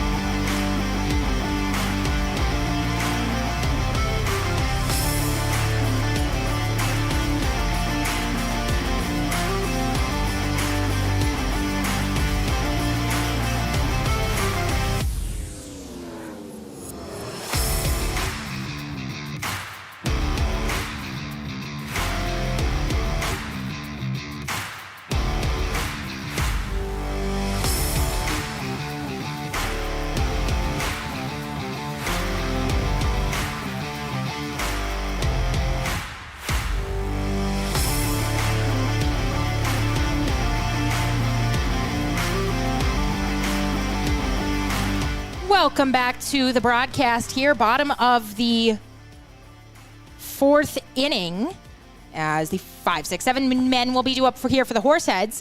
We just showed the picture of Kyler and Pete Halverson, another local kid. Both Tina and Pete sent that picture over, so they were very excited to get on the broadcast. We appreciate it. So a very happy belated Father's Day to Pete Halverson, who is always liking our stuff on Twitter. Both parents, both Halversons are always liking our stuff on Twitter. We really appreciate it. Me, who does the Twitter content, appreciates it. So happy Father's Day, as that one will catch the bottom of the zone to Hank Dunn, the leadoff man for Casper in the bottom of the fourth. An 8-1 ball game here, Canyon County leading. Dunn, Beckley, and Reynes due up in the home half of the fourth inning. Boys looking to start chipping away at this 8-1 lead. Horrigan has made it tough. This one is skied out to left. Moving back on it is Grant. He settles under it, and he makes the catch for out number 1. And so it will bring up Harris Beckley, who was 0 for 1 with a ground out in the ball game. He is the DH here tonight, and he comes out with the bases empty and 1 down in the bottom of the fourth inning. 8 runs, 6 hits, 1 error, 4 men left on for the Spuds. 1 run, 2 hits, 2 errors, and 3 men left on for the Horseheads. Connor Horrigan has allowed just 1 unearned run. That was back in the first inning, as he gets ready to deal here to Beckley. As a check swing, and the pitch will miss upstairs for a ball. 1-0, the count runs to him. Horrigan, 46 pitches, 27 strikes, and 19 balls on the evening. And like I said, just the 1 unearned run, as here comes a 1-0 offering. And that one is a strike at the knees to Beckley. 1-1 the count. Beckley out of Atlanta, Georgia. He is hitting .286 on the season for the Horseheads in 5 games. 2 runs, 2 RBIs, and 5 strikeouts. As here comes a 1-1 offering home to him. This one is shot out and through the right side, for a base hit. I don't know my lefts and rights tonight, apparently. And it will send up Jake Reynes with a man aboard with 1 out in the bottom of the 4th inning. Reynes is 0 for 1 with a ground out in the ball game. 175-pound, 6-foot sophomore at the University of Maine. He is out of Baltimore, Maryland. On the season for the Horseheads, he's hitting 143 in 8 games, 7 runs scored, 2 home runs, 9 RBIs, and 7 strikeouts. However, he had an excellent series against Mining City over the weekend, so looking to continue that here. As here comes a pitch. An off-speed pitch that misses upstairs for a ball. Count will run to 1-0 on Reynes. In his last game, he was 1 for 2 with 2 runs scored, a homer, 4 RBIs, and a walk. Him and Jake Baker certainly had wonderful Sundays. As here comes pitch. This one is skied out to center. Moving back on it is McBride. He settles under it. He makes the catch this time. And going back to first is Beckley. So 2 down here for the Horseheads in the bottom of the 4th inning. And it will send up Brooks Browning. Browning is 0 for 1 in the ball game. He grounded out in his first plate appearance. Browning hitting .224 on the season, but with 3 home runs and 16 RBI, as well as 7 doubles. And he bats here in the bottom of the 4th with 2 down and a runner aboard at first. 8-1 ball game. Here comes a pitch. First pitch swinging. This one set through the left side for a base hit. As Beckley will take a big turn around second, but he will go back. So a seeing eye single for Brooks through the left side will have him aboard with 2 down. And it will send up Landon Boyd. The Horseheads, they are getting runners on here, but they have been unable to do anything with them thus far. A hit here with runners on for Landon Boyd would be big in an 8-1 ball game. Boyd is 0 for 1 with a flyout. He has also committed both errors in this ball game, both of them throwing errors down to second, as he ties his shoe, and now he will jump back into the box. 8-1, Canyon County leading, but the Horseheads threatening, runners aboard at first and second for him.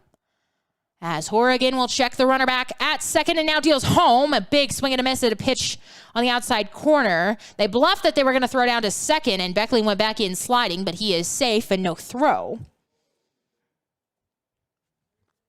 It will be an 0-1 count to Boyd, who is out of Parker, Colorado. 6-foot, 195-pound freshman at the University of Oklahoma. As Horrigan gets ready to deal the 0-1 offering, another big swing and a miss there. And it will have Boyd down in the count, 0-2. Boyd, in 10 games on the season, hitting 194 with 6 runs scores, 7 RBIs, 9 walks, and 7 strikeouts. His last game, he was 1 for 4 with 2 runs scored, a walk, and a stolen base.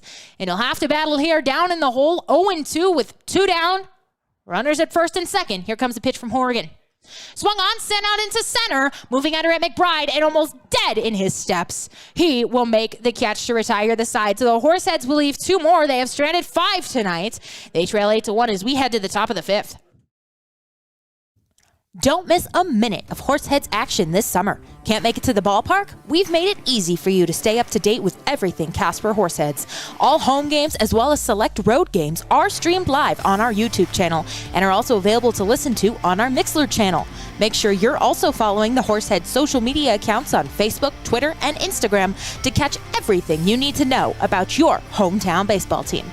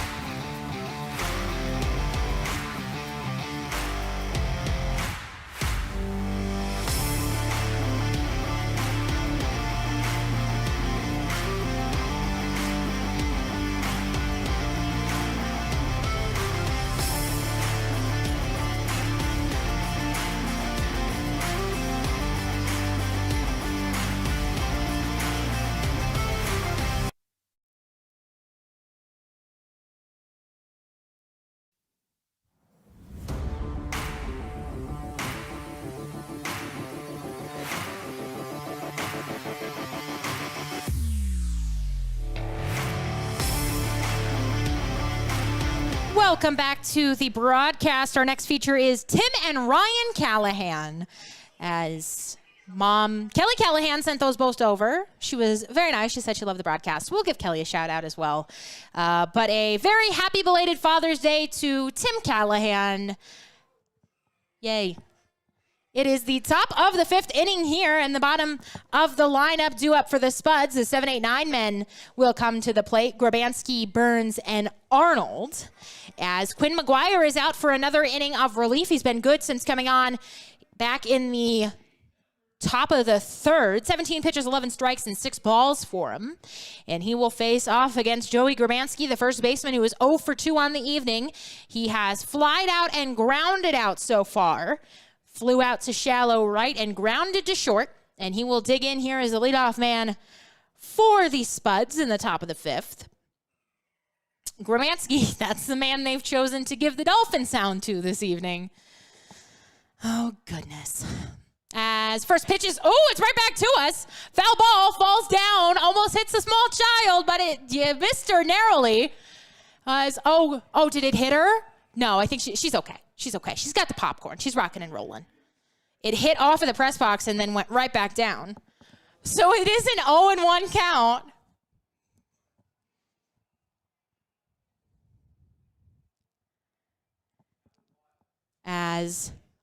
It's 1-1. 1-1 now, the count home to Grabanski after the theatrical foul ball. And that one will miss inside for a ball. 2-1 the count runs. An 8-1 ball game here. The Spuds leading. They got all of the runs off of the starter Smaracco.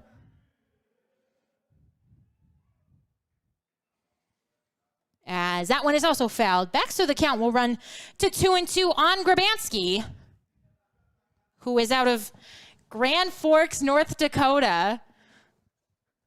6 foot, 250-pounder at Concordia University, hitting .238 on the season for the Spuds. And Quinn Maguire looks to set him down here. 2-2 the count.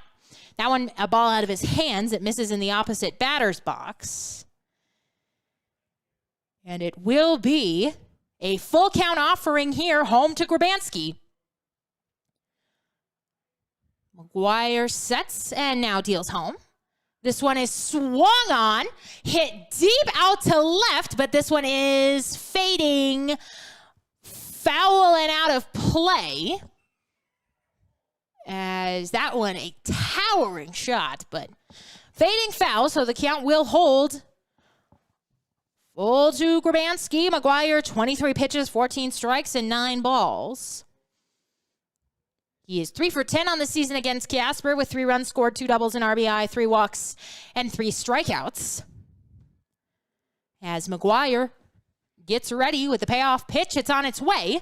This one is swung on, sent out to Callahan at short. He gobbles it, drops it, now fires low, dug out by Baker, and they will have him by a step. A nice play there by Baker to dig that one out. And Grabanski is retired 6-3.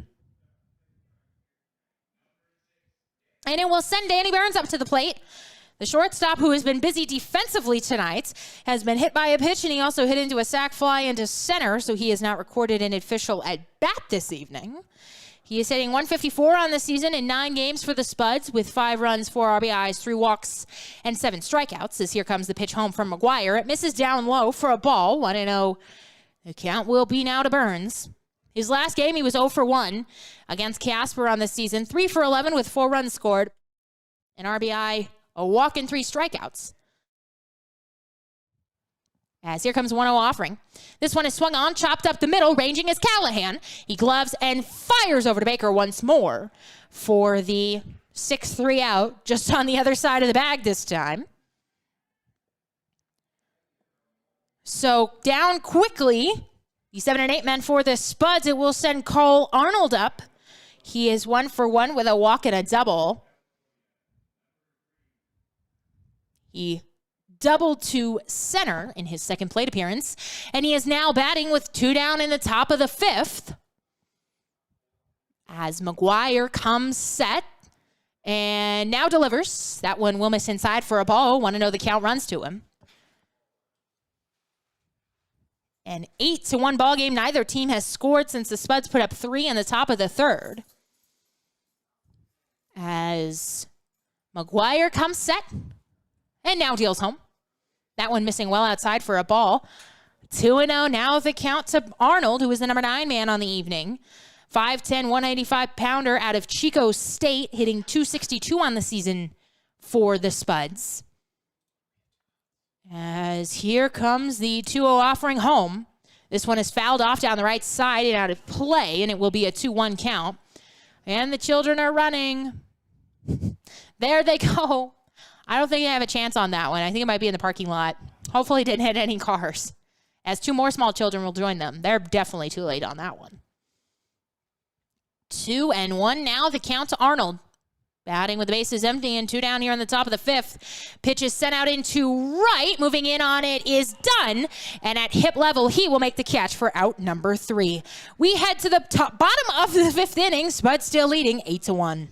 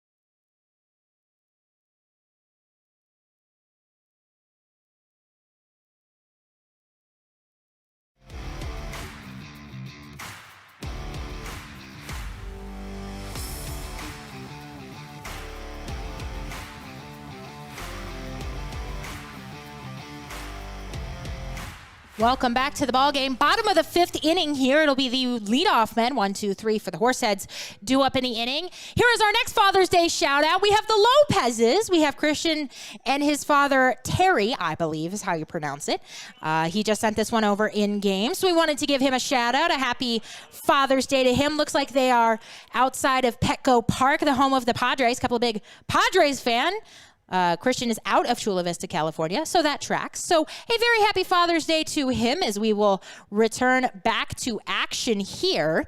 It will be Eric Orato to dig in, as well as Ryan Callahan and Christian Lopez due up here in the bottom of the 5th, as Orato will look at a strike on the outside corner. 0-1, the count will run to him.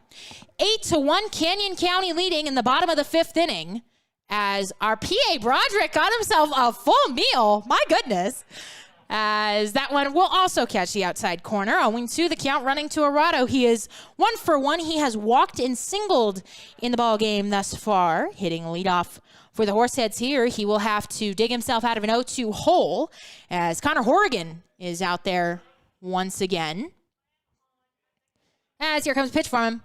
And that one will miss outside for a ball, 1-2.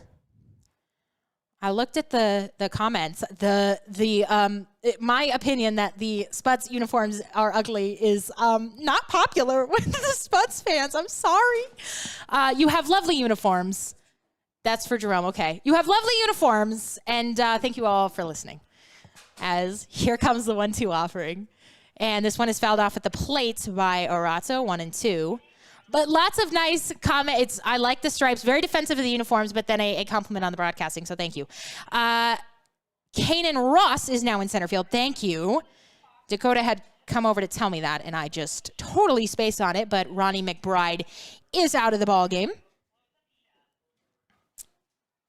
Is there a scorebook and lineup to follow somewhere? You can if you go to the Expedition League site, as this one is fouled back to the screen, and you navigate to the scoreboard. It will say, and you go to our game, it'll say Game Live, and then you can click on that, and that will give you live updates on Point Streak is what our site is called. If you'd like to follow along the game, that way you can do that as well. Thank you for the question. And still the count holding at 1-2 on Erato, as Horrigan gets ready to deal his 60th offering home. That one missing well outside for a ball. Coming out of his crouch was Salzman to make the catch. And now 2-2 to the leadoff man for the Horseheads here in the bottom of the fifth inning. 8-1 the Spuds leading. 3 runs in the first, 2 in the second, 3 in the third. Did you look at the comments? Jerome was back. Everybody really likes their uniforms. Somebody was rude. Somebody was like, it's better than your uniforms, which is not true. That one misses well inside for another ball, and now the count is run full. Although Chuck did tell me that the Horseheads will be doing away with the orange uniforms next season, which makes me sad because I like the orange uniforms. Jerome is, this is new information to him, so we will see if that's true. The Horseheads have the whites, the oranges, and then the digi camo. As here comes a full count offering from Murado, and that'll miss outside. So the leadoff man is aboard here for Casper, as it will send up the shortstop Callahan, who is 1 for 2. He has hit into a line drive, and he's also singled, hit into a line drive. He lined out. My iPad shows me some funny ways of putting things. He comes to the plate now in the bottom of the fifth with nobody out and a runner aboard at first after Horrigan walked the leadoff man. You know, if that's the only thing that people are upset about, that I insulted the uniforms, I think I can, I'll make it through the series. As that one will miss outside for a ball. Count will run 1-0 on Callahan. The Mining City fans were very nice on the broadcast, but the Sabre Dogs fans were, they were flat out rude. So we've had a mix on the season. As here comes the 1-0 count, but it's shown. He gets it down. It's an excellent one. The third baseman, Vaughn, barehands, and he will not have Callahan. An excellent bunt there. The third baseman, Vaughn, was back, and Ryan perfectly placing that one. Don't, please. Not this. Not making fun of me. So we'll be a bunt hit. As Arado will go down to second, and Callahan will be aboard on the bunt single, and it will send up Christian Lopez, who is 0 for 2 with a ground out and a fly out. We just gave his dad the Father's Day shout out, so it would fit. It would fit perfectly for him to come up big in an 8-1 ball game, bottom of the fifth inning, nobody out. Here comes the first pitch from Horrigan. This one is swung on and hit out to the center fielder, Ross. He comes in on it. Now comes the left fielder, but Ross will call him off as the center fielder taking charge out there, and Lopez is retired on one pitch. As the runners do not advance on the fly out by Lopez, and it will send Jake Baker up with a chance to do some damage. He is 0 for 2. He's reached on an error, and he's also grounded out. And it's okay. Your uniforms are nice, too. Thank you, Kristen. You're doing a great job. Thanks. Oh, my mom's on. Thank you, Faith. Faith is here. Faith Martin. My mom. That's my mom. My mom is here. Go Horseheads. Absolutely. And a chance for the Horseheads. Get back into this one. They trail 8-1, but Baker's at the plate with 2 runners aboard and just 1 down. As time is called, Horrigan taking too long out there, so Baker will step out now, fixes the batting gloves. As it is Tropical Tuesday here at the ballpark. So I went to Kohl's, got my shirt. The more you know, the more you Kohl's. This is not an ad for Kohl's, unless they want to sponsor us, in which case we'll do some ads for them. Here comes the first offering home to Baker, and it will miss down and outside for a ball, 1-0. Baker hitting .325 on the season in 21 games, 18 runs scored, 12 RBIs, 16 walks, and 26 strikeouts. He leads the team in hits, and he's looking for one here with runners at first and second and 1 down. Yes, Horrigan will check the runner back at second. And now he will deal home. And that one missing down by Baker's feet and in the dirt. So he is ahead in the count here, 2-0. As 80 folks watching, we appreciate you. What is your favorite kind of 81 now? Comment your favorite kind of potato. And we may read them in between our Father's Day shout-outs. We don't have enough going on the broadcast tonight. As here comes a 2-0 offering. And that one will catch you outside corner for a strike, 2-1. I'm not picky. I'm from Washington. So, Idaho is right there. I say I'm on the west side, so I am like 6 hours from Idaho. But I went to college in Pullman, Washington, which is 8 minutes from the Washington-Pullman border. So, big potato fan. As here comes a 2-1 offering home to Baker. This one is swung on and fouled out down the right field line.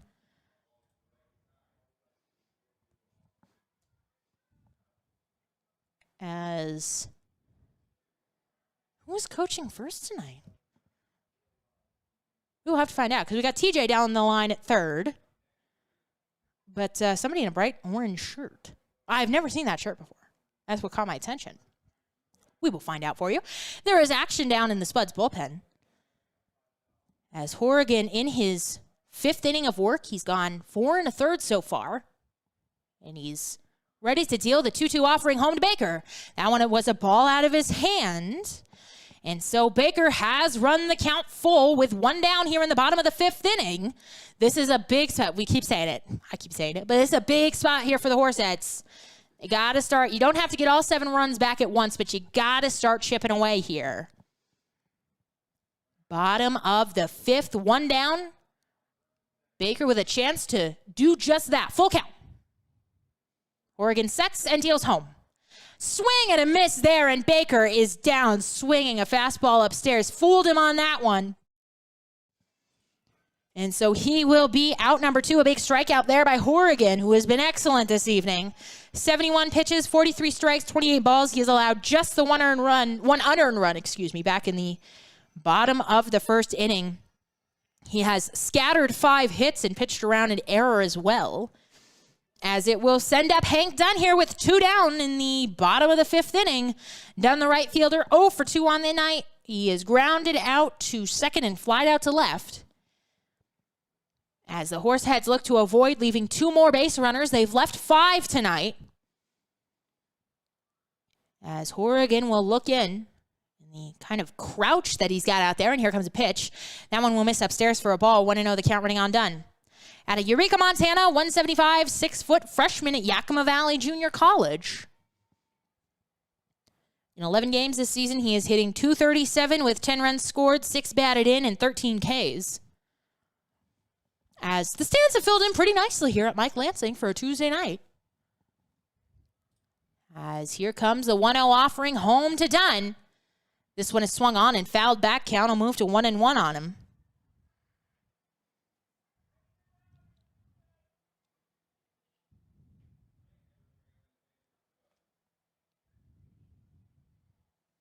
It is a 1-1 offering home to Dunn in an 8-1 ball game.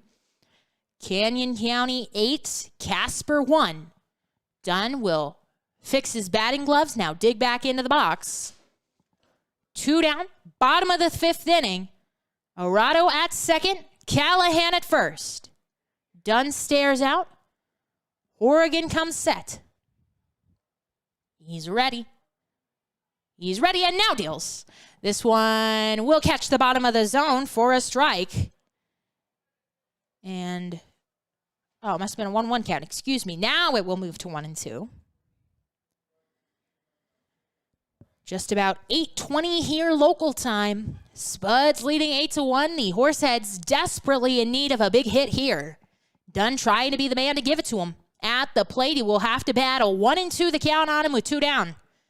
As Horrigan will come set now and deal home. This one bouncing into the opposite batter's box, and another nice stop by Salzman. We have seen him pretty active and excellent behind the plate tonight. As Juices will be wild now here to Dunn. 2 balls, 2 strikes, 2 out. Bottom of the 5th inning and 2 runners aboard. 8 runs, 6 hits, 1 error, and 4 men left on for the Spuds. 1 run, 5 hits, 2 errors, and 5 men left on for the Horseheads. Dunn back into the box. 2 balls, 2 strikes. Horrigan looking in for the sign. He's got it. Comes set, checks the runner back, and now He will deal home. 2-2 pitch. This one is swung on, hit out to left, going back on it is Grant. He's going back. He's looking up at it, and this ball is gone. It's not gone. It's off the top of the wall, going into third with a sliding triple is Hank Dunn. It's a 2-run triple for now. I think they got to take a look at this one. That one looked, I don't know where it hit. Regardless, 2 runs have scored on the RBI triple by Hank Dunn. It looked like it might have hit off the top of the wall. Where on that yellow line, I do not know. But regardless, that big hit we have been talking about all night, it comes through off the bat of Hank Dunn. And it is 8-3. We'll have to tell Josh, don't get that one for Twitter. As our guys down in the right side of the booth are very excited about that one. So 2 runners coming around to score on the triple by Dunn, and it will send Harris Beckley up to the plate, 1 for 2 with a ground out and a single. He has first pitch swinging, and he sends this one into left center field. Coming home to score on it is Hank Dunn. This is what the boys have been needing to do all night, and they're coming up big here in the bottom of the 5th. 3 runs already in. They have 4, 8-4 ball game now, as we will have a mound visit here. There has been action down in the bullpen, left-handed action for a while now. We will see what the call is here. Back-to-back hits, back-to-back RBI hits given up by Horrigan. As Dunn coming in to score on the RBI single by Harris Beckley. And it is an 8-4 ball game here. The Horseheads have more hits than the Spuds. They lead in that category 7-6. But still trail by 4 as Horrigan will stay in there now just to talk about how they want to pitch to Jake Reynes, who was 0 for 2 on the evening. He has grounded to short and flied to center.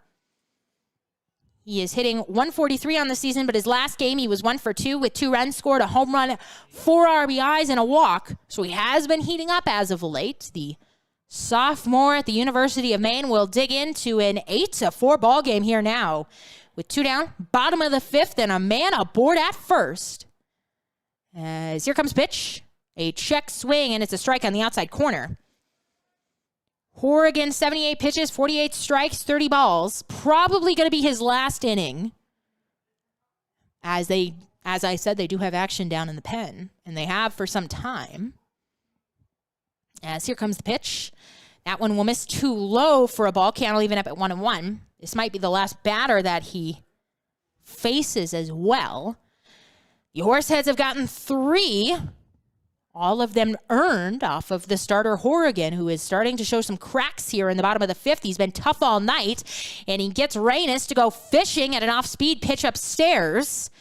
And now Reynes is down in the count, 1-2. Hank Dunn with the RBI triple, Beckley with an RBI single. And now Reynes at the plate with 2 down. He'll have to battle. Man aboard at first, but he's down in the count, 1-2. Horrigan comes set and now delivers. A strike called on the outside corner, and Reynes doesn't like it. He hangs out at the plate for a moment, but he is down looking. However, the Horseheads make this a much closer game. They get 3 runs here in the bottom of the 5th. Spuds lead this one 8-4. We head to the top of the 6th. Looking to stay connected with your hometown baseball team? Make sure you're subscribed to the Horseheads text messages. All you've got to do is text Go Heads to 85100 to sign up for exclusive updates, giveaways, promos, and the latest news on all things Horseheads.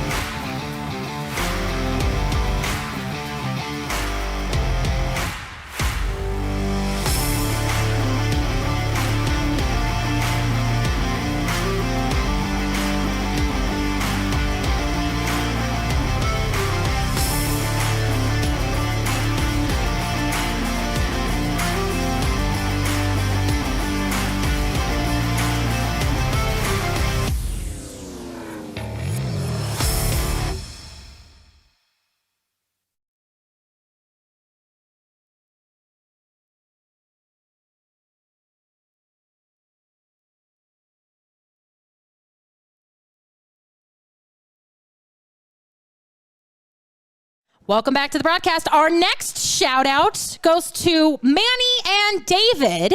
His father, he wanted to wish a happy Father's Day here, as it is Father's Day on the broadcast. So we will give David a shout out.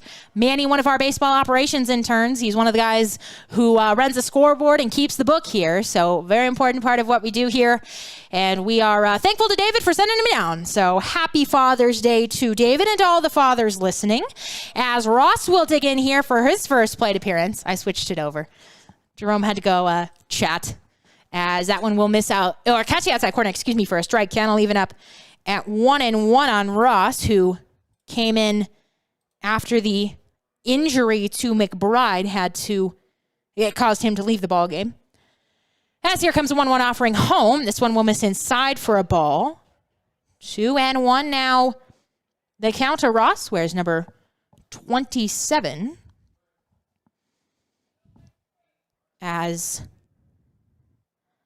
We have people complaining about how we keep the book here. That's not a new one. As this one is fouled back. Well, the coaches, coaches on both teams are not fans of the errors. They like to see their guys getting hits. So, yes, sir, you're going to have to take that up with the coaches here this evening. As Ross, it'll be a 2-2 count to him. Batting with nobody aboard here in the top of the 6th inning. He sends this one foul at the plates. And the count will hold at 2-2. Oh, the glare. Is it glare? Yeah, we will we'll go out and I'll jump in front of the camera again and I'll give everybody a wave and I will open up the window. We can open it from the inside, but it's kind of tough to pull on it. Go ahead. I was going to give it a try here. 2-2 pitch. This one is skied out into shallow center. Moving out on it is Callahan, and he will make the catch for out number 1. And it will send up Noah Denny, who is 2 for 3 in the ball game. He has singled, doubled, and also flied out.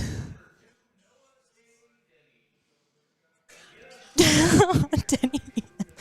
That's why I kind of open a little bit and then I go around the front because the window sticks here a bit. Oh, goodness. Here comes the first pitch to Denny, as it will be a strike on the outside corner. Is he going to get it? Oh, it's sliding. There we go. He's got it. And now we don't have any glare. I wave to the folks. I don't care. I don't duck out of the way. Everybody gets to see my faces. This one is shot foul down the left field line. 0-2 the count to Denny. In 10 games on the season, he is hitting .273 with 7 runs, scored 5 RBIs, 12 walks, 10 strikeouts, and 4 stolen bases. As I think that one headed into the Horseheads dugout. So everybody will reset. Oh, Denny is the K-man this evening. So if he strikes out, everybody gets half-price beer. So 2 for 1. It's half price. It's the same thing. As that one misses inside for a ball. No, it's different. Okay. Mathematically, it is the same price, but I get you have to take 2, so. 1-2 count here to Denny. Here comes the pitch. Fans hoping for a strikeout. They will not get it, as that one, Denny says it hit him. He's heading down to first. He's saying that it hit him on the back foot there. And our home plate umpire says not so fast, so Denny will have to come back. It will be a ball. It's hard to tell whether it hit him or not from up here, as it will be a 2-2 count to him. His last game, he was 2 for 3 with an RBI. The number 2 man here in the top of the 6th. Here comes a 2-2 count. This one is swung on and hit foul down the left field line. Cannell hold it 2-2. It is a kind of cooling off here. We will see what the temperature is this evening. It was about 93 at first pitch. It is cooled all the way down to 85 here as the sun is hiding from us now. As here comes the 2-2 pitch home to Denny. And that one will hit him right in the backside, lower back, somewhere. It did hit him. And so he will be aboard with one down here in the top of the 6th inning. Maguire is still out there for Casper. 42 pitches, 25 strikes, and 17 balls. He came in relief of the starter, Smaracco, who gave up all 8 runs that the Spuds have on the board. Only 5 of them were earned. I was on Abby earlier for spilling water up in the booth, and now we got Jerome with the beer spill. As here comes the first pitch home, and it is a ball to Luke Danielwicks. He is 1 for 2. He has walked, flied out, and singled. As he bats here with one down in the top of the 6th and a runner aboard. As they have got they had the runner picked up, but the throw goes over the head of Baker. And heading into 3rd now is Denny. This one all the way out to right. Hank Dunn has to come over. And the runner, the throw gets away from the second baseman. They will come home with it. It's not a good throw. Oh, we're playing Little League ball here tonight. And a Little League run scored by the Spuds. We'll see how they score that one. Gonna be an error on pitcher threw it right to, or was it Arado who threw it over the head of Baker? That was the second baseman. So an error on the second baseman, Arado. And then an error on, I think he made he was cutoff man, so I think he made the throw to 3rd too. I think he has 2 errors on the same play. Oh, man. There are 2 errors on the play. I will leave it up to Connor and Manny, who make the big bucks, to make the call there. As here comes a 1-0 pitch home, as it is now a 9-4 ball game. That one catches the outside corner for a strike. So coming all the way home to score on the 2-error play is Denny. Here comes 1-1 offering. This one is fouled back and out of play. Count will run to 1-2. And that's, we talked about it earlier, how the Horseheads, they just got to clean up some of those things. And that absolutely is a run that should not be scoring on that play. As Danielwicks now 1-2 down in the count. As here comes the pitch, this one is fouled off, and it goes down the left side, so the count will hold. So we will see. I'm pretty sure both errors were on Arado, but I absolutely could be wrong on that one. So I'll go talk to my score guys. As it is, regardless, a 9-4 ball game.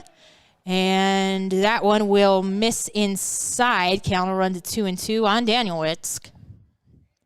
Cam Grant, the cleanup man, is the man on deck for the Spuds. As it stands right now, Spuds 9 runs, 6 hits, 1 error, and 4 men left on. The Horseheads 4 runs, 7 hits, 4 errors, and 6 men left on. Here comes the 2-2 offering from Maguire. This one shot fouled on the left field line. I think it's once again down into the Horseheads bullpen. Had some guys scattering. Saw Harold Baez pop out down there. As it will be a 2-2 offering still to Danielwicks. Top of the 6th inning, 1 down and nobody aboard after Denny came in to score on 2 errors. Here comes the 2-2 pitch. Fouled off at the plate, and the count will hold once again. So Danielwicks being pesky here out of Riverwoods, Illinois. 5'9", 195-pounder at Mesa Community College. 22 games, he is hitting .316 with 18 runs, 2 homers, 13 batted in, 12 walks, and 7 strikeouts. What was his GPA? I don't know. The Spuds website is not... here comes the 2-2 pitch. This one is rocketed, but foul. It'll hold. It's a little sparse on information as it is, the Spuds Point Streak site. But I'm sure we could do some digging. Like, half my job is stalking guys on Facebook and Twitter for information I can use on the broadcast, so... I'm sure we could dig around. We'll find it out. And if not, we can always have our PA just ask. Luke, what was your GPA in high school? What is your GPA now? Or if we got a relative who wants to share that with us, go right ahead. There comes 2-2 pitch home to him. Swung on and hit out to center, and this ball will get down. So after a lengthy at-bat by Danielwicks, he will be aboard with the single out to center. He barreled that one up. And it will send up Cam Grant, who is 1 for 3. He has singled, grounded out, and struck out swinging. I'm sure you can hear it now, especially with the window open. Do you prefer Dora or the dolphin noise? Jerome, do you prefer Dora or the dolphin noise? He's really thinking. is the tie. After 3 kids, Dora's done. That was, I worked at a preschool for the last 9 months, so Baby Shark was the choice of everybody there. As that one misses upstairs for a ball to Grant, want to know the count runs here. So anytime they try to play Baby Shark here, I'm like, I can't do it. You have to turn it off. I'm really sorry. Play Dora again. The Dolphin, you know what? Mining City was playing the Dolphin over the weekend, and we're not too happy with them. I don't know. Here comes the 1-0 offering. Big swing and a miss at a fastball upstairs by Grant, 1-1. They tried to say that every team in the league does the Dolphin noise, but I don't think so. I don't know if anybody do the Spuds fans, when you go to the game, do you hear a Dolphin noise when the opposing batters come up? I thought that was just a thing we did here, and the Tommy Knockers stole it when they were in town and heard it. As this one will miss well inside, it had Grant flinching out of the way, 2-1. Vaughn, the man on deck. Grant batting here with a runner aboard at first. Top of the 6th inning and 1 down. It is pretty much a clear sky here in Casper, as it has been all day. As Maguire will look in and now deal home. This one is fouled off. Quinn is celiac. So when I make the sandwiches, we have the gluten-free bread from him. And then Andrew Hansen is allergic to peanut butter. No, we give him a bun. We don't serve him a lettuce wrap or a tomato sandwich like that lady on TikTok does. As runner takes off here, swung at a miss. As the throw goes down to second, it's not in time. It goes into center, but it is backed up by Reynes. So down on strikes is Cam Grant for the second out of the inning, but with another stolen base is Daniel Wicks.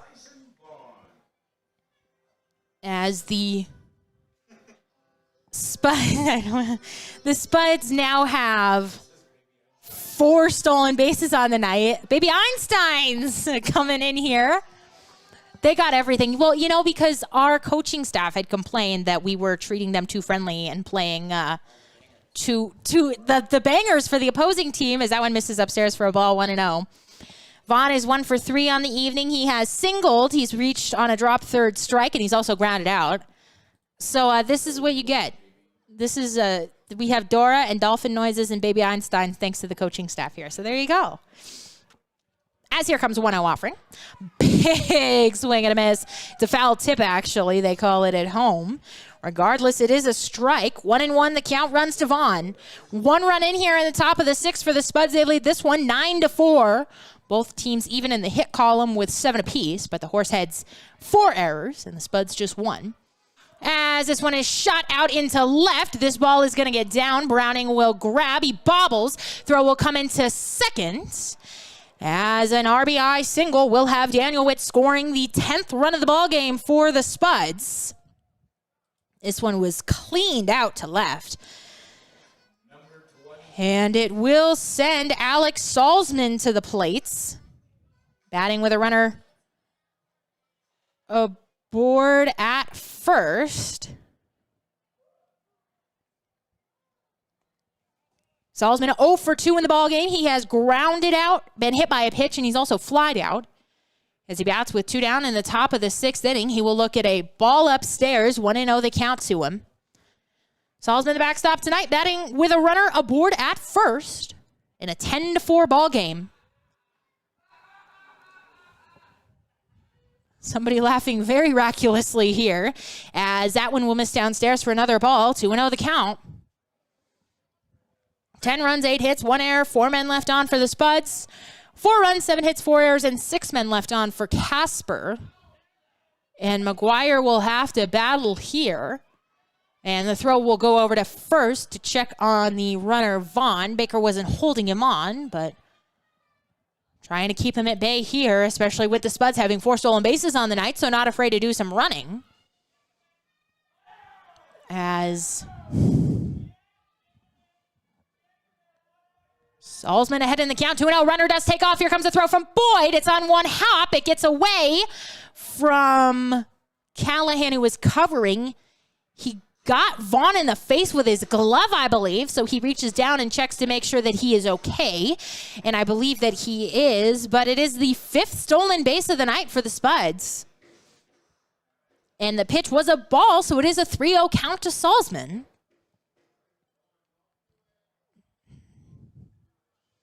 Salzman, 6 foot, 180 pounder out of Northwest Nazarene, hitting .250 on the season in 3 games.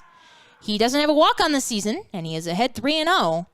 As Maguire checks back the runner, now deals home, and he does have a walk on the season now as he takes ball 4 on the 4-pitch walk issued by Maguire. We'll see if we can see if we have any action down in the bullpen. We can't. Looks like KP is going to go out and talk with Maguire. We'll see if this is the end of the night for him. Oh, man, the dolphin sound. It looks like they are just going to have a conversation here about how they want to deal with the number 7 man, Droey Grabansky, who is out of Grand Forks, North Dakota, 6 foot, 250 pounder. In 13 games on the season, he is hitting .238 with 14 runs scored, 4 doubles, 3 homers, 13 RBIs, 9 walks, and 13 strikeouts. His last game, he was 1 for 2 with a run scored, a homer, and an RBI. Against Casper on the season, he is 3 for 10 with 3 runs scored, 2 doubles, an RBI, 3 walks, and 3 strikeouts. And he bats here now with runners at first and second. The Spuds already have 2 runs in here in the top of the 6th, and they are still threatening. As Quinn Maguire looking to not allow any more damage here in the frame. At 62 pitches, 36 strikes, 26 for balls for him. 3 runs in the first, 2 in the second, 3 in the third, and 2 in the 6th here now for the Spuds. They got 8 runs off of the starter Marshall Smaracco. The second start in a row where he has allowed 8 runs. Granted, they weren't all earned in this appearance, as that one will catch the inside corner for a strike to Grabansky. He's 0 for 3 on the evening. He has flied out and grounded out twice. And he is now down in the count, 0-1 with 2 down here. 0-1 the count. As Maguire stares in and now deals home. This one is shot but foul down the left field line. And Grabansky quickly in the hole, 0-2. I'm excited to see if the Spuds will be wearing this uni combo all weekend, or if they have, if they've got some of their alternate uniforms, and we'll see a different combination this weekend. Grabansky will go grab a new bat. I'm not sure if he broke it, or if he just wasn't a fan of it, as they are relentless on that dolphin noise tonight. It's annoying. And so he did break his bat on that one. They're harassing this poor kid, man. 0-2 the count to him. The interns here, man. One of a kind. Maguire checks the runner back at second. He's dancing around out there. Doesn't go anywhere. Pitch comes home. It's chopped up the middle to Arado, and he can't make the play. This one will head out into center. Another run will score. Grabansky is down at first. I think he fell. They will send the second runner, and he is safe. Boyd cannot make the tag. The trail runner, Salzman, he didn't slide on that one, so it was a close play at home. But Boyd unable to make the tag there. We will see how they score that on Arado. And they will give him a base hit. 2 more runners come in to score. And it's a 12-4 ball game here. As Grabansky, he fell at first. Otherwise, I think he would have been out at second. But regardless, he does have the 2 RBI single. As this one is sent out into right center by Burns, and this one is going to get down. It will roll all the way to the wall. Dunn is out there on the warning track. Grabansky will score without a problem. Heading into third is Burns, and the throw is not in time. So before we can even announce him, Danny Burns has an RBI triple, and it is a 13-4 ball game. I don't really, there are some broadcasters who, big, 13-4. They get on their players. Not me. I just go crazy. I lose my mind up here. That 17-4 ball game we had, they walked Brooks in the 9th, and I threatened to throw myself out the window. I was like, not this. So we'll see. We'll see what happens this evening. As 5 runs in here for the Spuds in the top of the 6th, as this one is shot foul down the right field line by Arnold. But you know what? You got to take the good with the bad. The Horseheads tend to do most of their winning on the road, so I would simply like to get to call some of the good. And I'm sure the fans would like to see it here. They just have the 1 win at home this season, as that one will miss inside for a ball. Count will even up at 1-1. That was that first game against the Tommyknockers that they won 9-5, I believe. As here comes the 1-1 offering home to Arnold. It's on its way. And that one right down the heart of the plate for a strike. Count will move to 1-2. Tomorrow will be Western Wednesday at the ballpark. I'm very excited. I ordered my pink cowgirl hat off of Amazon, so I'll have that. It's a look. I got my whole look planned out. It's exciting. And then Thursday will be Thursday at the ballpark. As here comes a pitch. It is a check swing. He went around, and that will be the inning for the Spuds. But not before they put up 5 here in the top of the 6th. We head to the home half of the frame. Canyon County leading 13-4.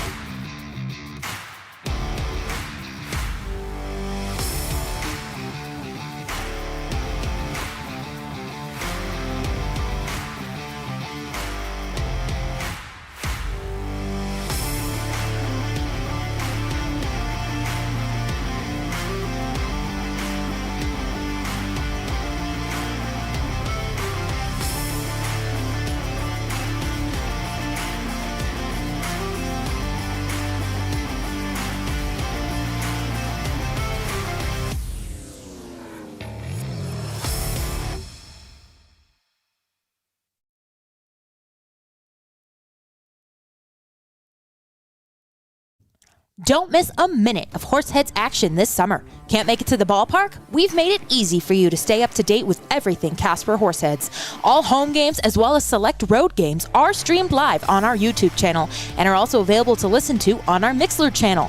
Make sure you're also following the Horseheads social media accounts on Facebook, Twitter, and Instagram to catch everything you need to know about your hometown baseball team.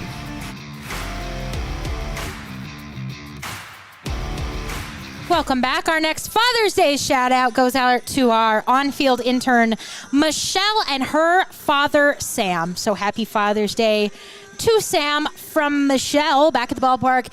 It is now a 13-4 ball game here this evening. We do have a pitching change for the Spuds. Horgan's night is over, and he gives way to Caleb Rashoff out of Glenoma, Washington, the right-hander, 6'2", 190-pounder.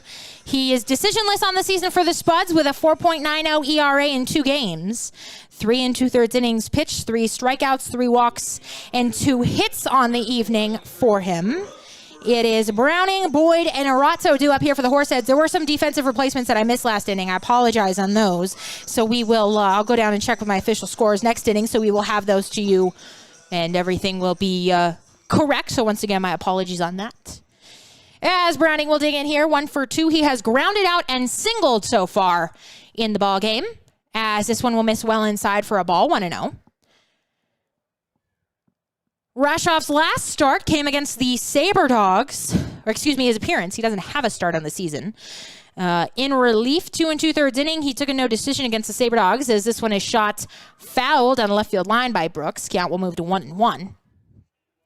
2 2/3 innings of relief. He gave up 2 earned runs, allowed 2 hits, walked 2 men, and struck out 2. He has not faced Casper on the season yet.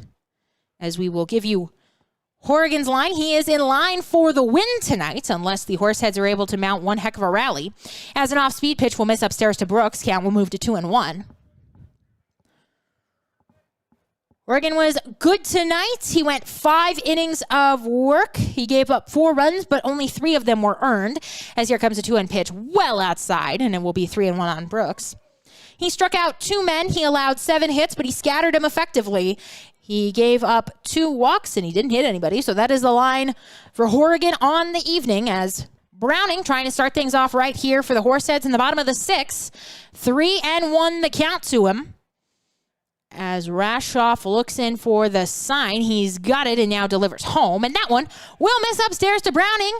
So he will head down to first on ball 4, and it will send Landon Boyd up to the plate. The catcher 0 for 2 with a couple of flyouts tonight.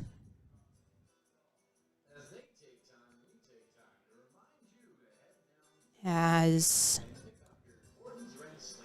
we'll give you some score updates here. The Pioneers lead the Tommyknockers 7-5. That game in the top of the 8th inning. Badlands leads Spearfish 6-3 in the bottom of the 8th. We have a brief pitching discussion here. And then the only other game that was in action, Pierre has finally snapped. They were on a 10-game losing streak, so they snap that as they take the game 1 against their series against Sioux Falls, 6-5. So the 10-game losing streak is over for Pierre, as the Spuds look to snap their 7-game losing streak, and they're in a good position to do it, up 13-4 here in the bottom of the 6th. It is a strike home to Landon Boyd. Boyd 0 for 2. He looks 0 for 2. I said that right. As here comes the 0-1 offering. It's fouled off at the plate, and it will move to 0-2 on him as he fouls that one off. Boyd is out of Parker, Colorado, 6 foot, 195-pound freshman at the University of Oklahoma. In 10 games, hitting 194 with 6 runs, 7 RBIs, 9 walks, and 7 strikeouts. And now he will have to dig himself out of an 0-2 hole. Runner aboard at first, that's Browning, who just walked. As here comes pitch home. This one, it's a ball out of his hand. It was in the opposite batter's box. And once again, a nice stop there by Boyd. Or excuse me, by Salzman. Boyd is the man at the plate. As we will get you an update on Lopez here. As here comes pitch, Browning takes off. The throw goes down to second. It is not in time, and Browning is in there. He steals the base. The pitch was a ball, so it moves to 2-2. As now a runner in scoring position here in the bottom of the 6th inning. As the defensive changes last inning, Callahan to second, Arado to third, and a new shortstop. So the errors were on Callahan at second there, and we will get you an update on Lopez, who is out of the ballgame. As that one will bounce up there for a ball, and it is now a full count. It is Girardin who is in it short for the Horseheads. He is the newest player, J.J. Girardin. He was cut by the Bellingham Bells, the team I had previously worked for, and now he's here in Casper. So he gets his first appearance on the evening, as it is a full count pitch home to Boyd, and he swings and doesn't get a pitch right down the heart of the plate, and he is down swinging. And it will send up Eric Arado, who is 1 for 1. He has walked, singled, and walked again in the ball game.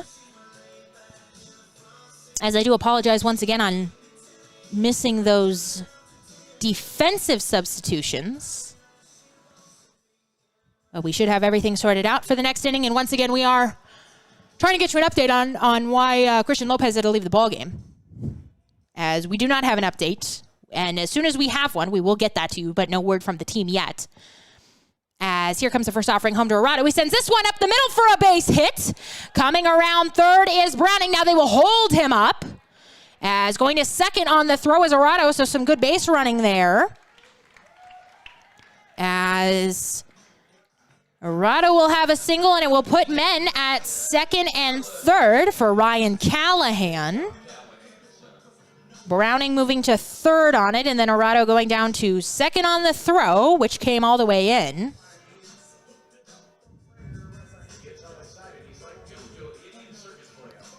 As Callahan 2 for 3.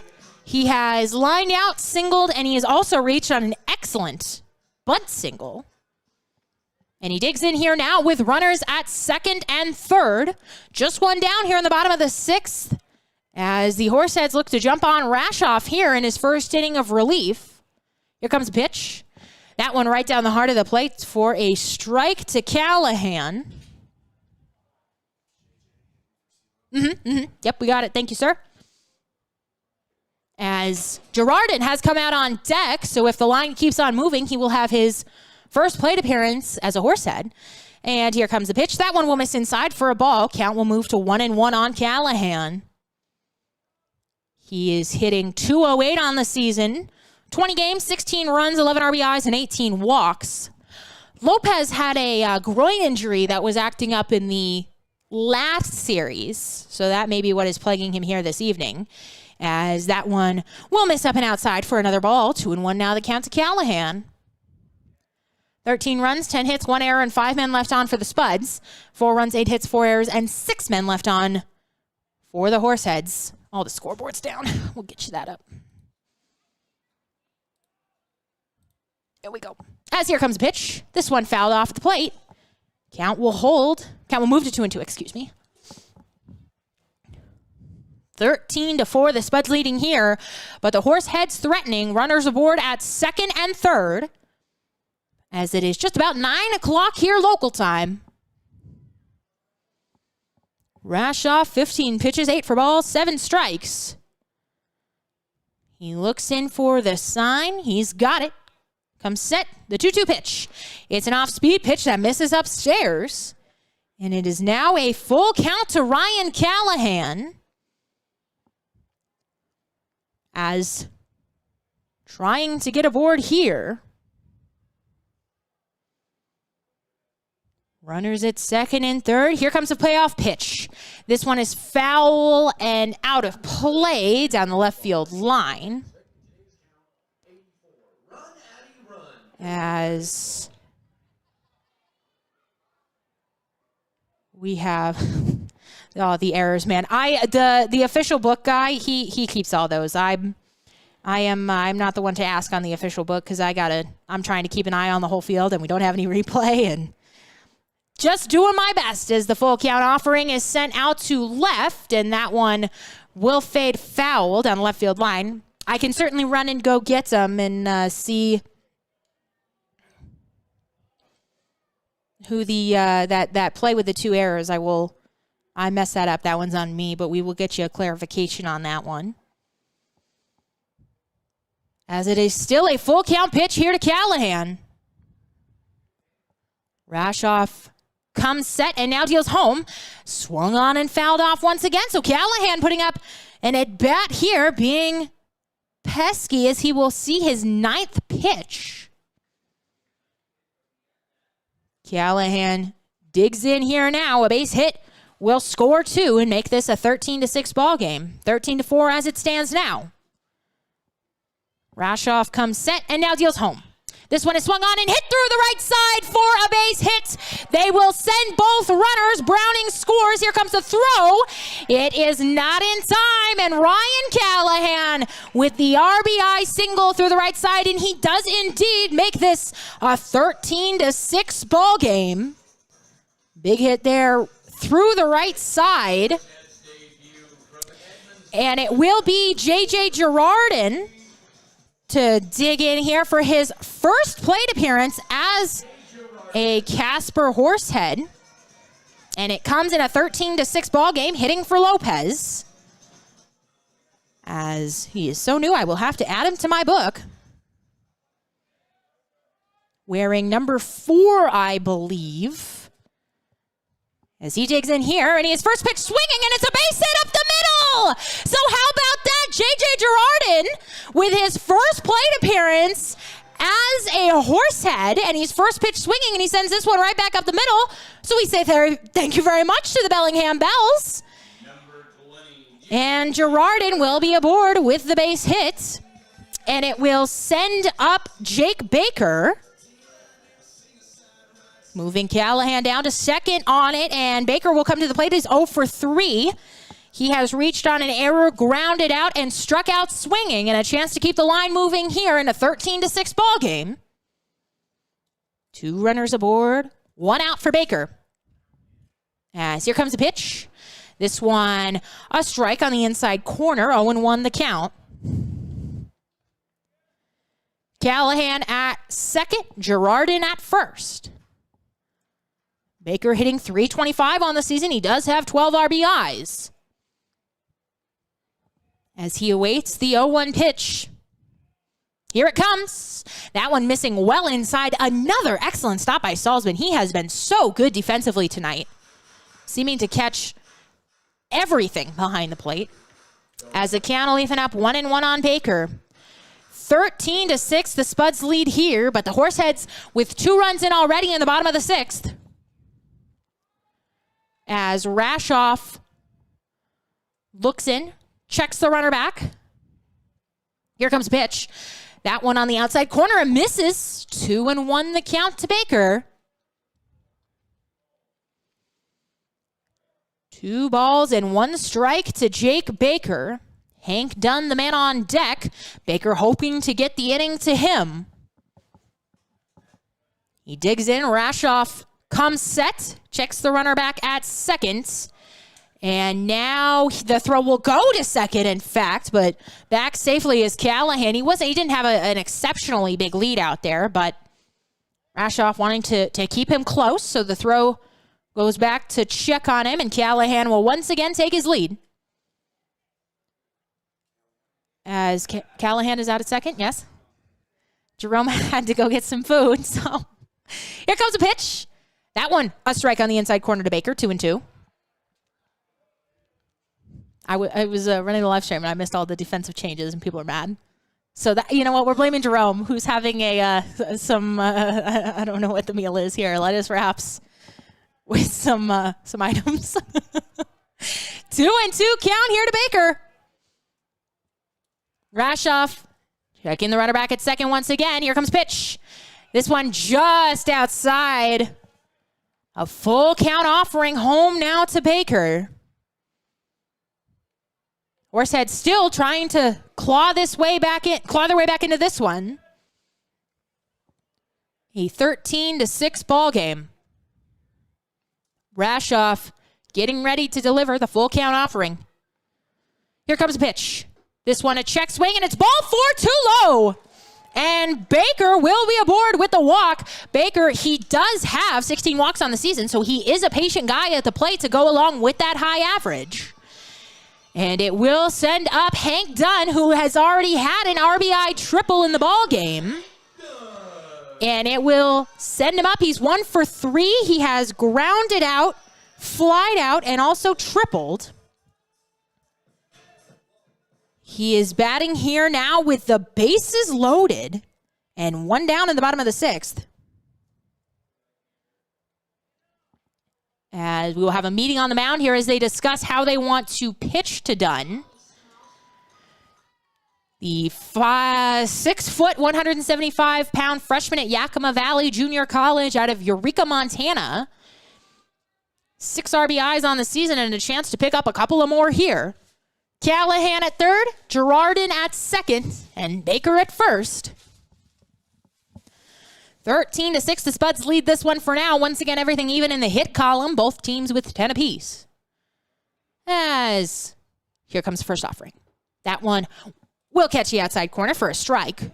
0-1 now the count to Dunn. Rashoff, 28 pitches in his relief appearance thus far. 15 for strikes, 13 for balls. He's got the bases loaded here, though. With Hank Dunn at the plate. Already has an extra base hit for a couple of RBIs. Looking for another one here. Here comes the 0-1 pitch. This one will miss. Down too low. 1-1 the count. Bottom of the 6th inning. 1 down. Spuds leading 13-6. But the Horseheads, they've got the bases loaded. Oh, what was it? They got the loaded potatoes or something? That the Spuds had the bases loaded earlier, and somebody made a joke about the loaded potatoes. So there you go. Here comes pitch. This one is swung on and hit out to right, but that ball is going to go foul. And it will be a 1-2 count. We appreciate everybody tuning in. Just about 9:05 here, local time in Casper. Has been a pretty long ball game here. Is 2.5 hours in. We are just into the bottom of the 6th, but lots of runs scored. 13 of them by the Spuds, 6 of them so far by Casper, and looking for more here. As Dunn will jump back into the box, he will have to battle. He is down 1-2 in the count. Rashoff comes set, looks in for the sign, and time is called by Dunn. Rashoff taking a little bit too much time out there. Don't miss tomorrow night and Thursday night. We will both of those games at 6:35, excuse me. But if you are in the Casper area, we got Western Wednesday tomorrow and Thirsty Thursday on Thursday. As this one, a ball out of his hand, it misses well into the opposite batter's box, 2-2.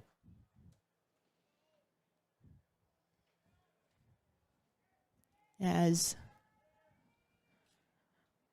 bases are loaded here for Dunn, trying to break through and cut down on this 7-run lead. Rashoff taking his time out there with runners on. Good thing I had my iced coffee earlier. Here comes a pitch. This one is swung on, hit out to right. Moving in on it is Danielewicz. Now he moves over. He will make the catch. Tagging is Callahan. He will come in to score. And also tagging was Girardin. He moved down to third on that. So it's a sacrifice fly by Hank Dunn, and he will have another RBI on the evening. And it makes this a 13-7 ball game. Callahan scores, and Girardin goes down to third. Holding up at first was Baker.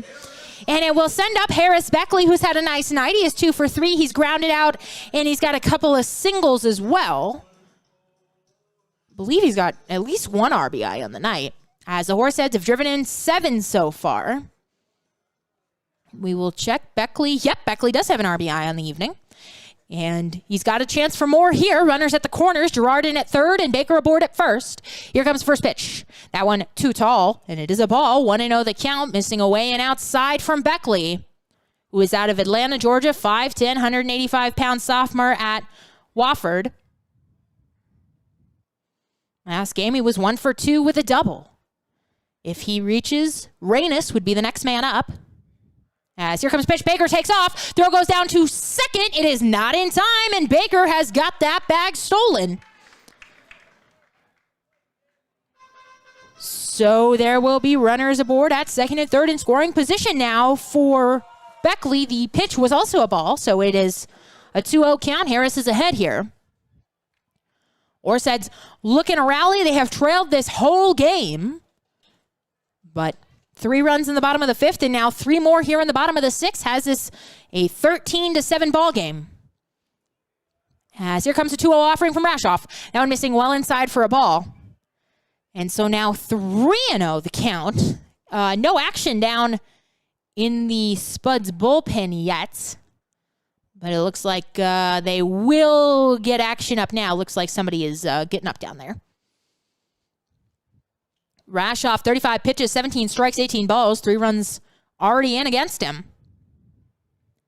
3-0 count here to Beckley. Here comes a pitch. And that one will find the bottom of the strike zone. 3-1 the count. Runs on the DH for Casper this evening. 13 runs, 10 hits, 1 error, and 5 men left on for the Spuds. 7 runs, 10 hits, 4 errors, and 6 men left on for Casper. Looking to avoid stranding 2 more here with 2 down in the bottom of the 6th. As Callahan already had a 2 RBI single. Beckley will not, as he is walked here. So he will be aboard for Jake Reynes, who is 0 for 3 on the evening. He has grounded to short, fly to center, and struck out looking.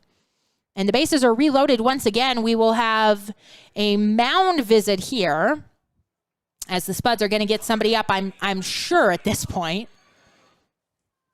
And, they must have had somebody up because we were having a pitching change here. Oh, the reliever must have been ready, and he must have came in to sit down here. That must have been the play because there was nobody up when I looked. But we will have a pitching change here as Canyon County leading 13-7, but the Horseheads are threatening here. They've got 3 runs in already in the frame, and they've got the bases loaded with Jake Reynes coming up. Don't go anywhere.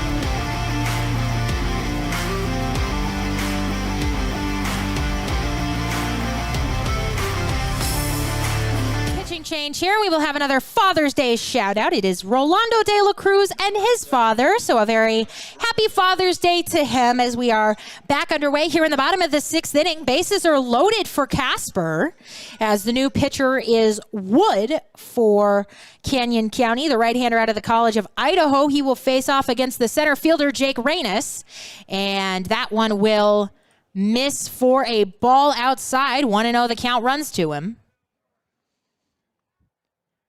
Wood taking over for Rashoff, who had a tough time, went 2/3 of an inning. And all 3 runs are going to be charged to him. And he is responsible for all the men out on base, as Reynes is going to foul this one off of his foot. And he will step out in some pain here. He will take a bit of a walk around the dish. He is out of Boise, Idaho, the right-hander, 5'10", 190-pound at the College of Idaho. On the season for the Spuds, he is decisionless with a 13 ERA. In 6 games, he has started 1, worked in 9 innings, struck out 11, walked 11, and given up 13 hits. He does have 1 appearance on the season against Casper. That was back on June 4th.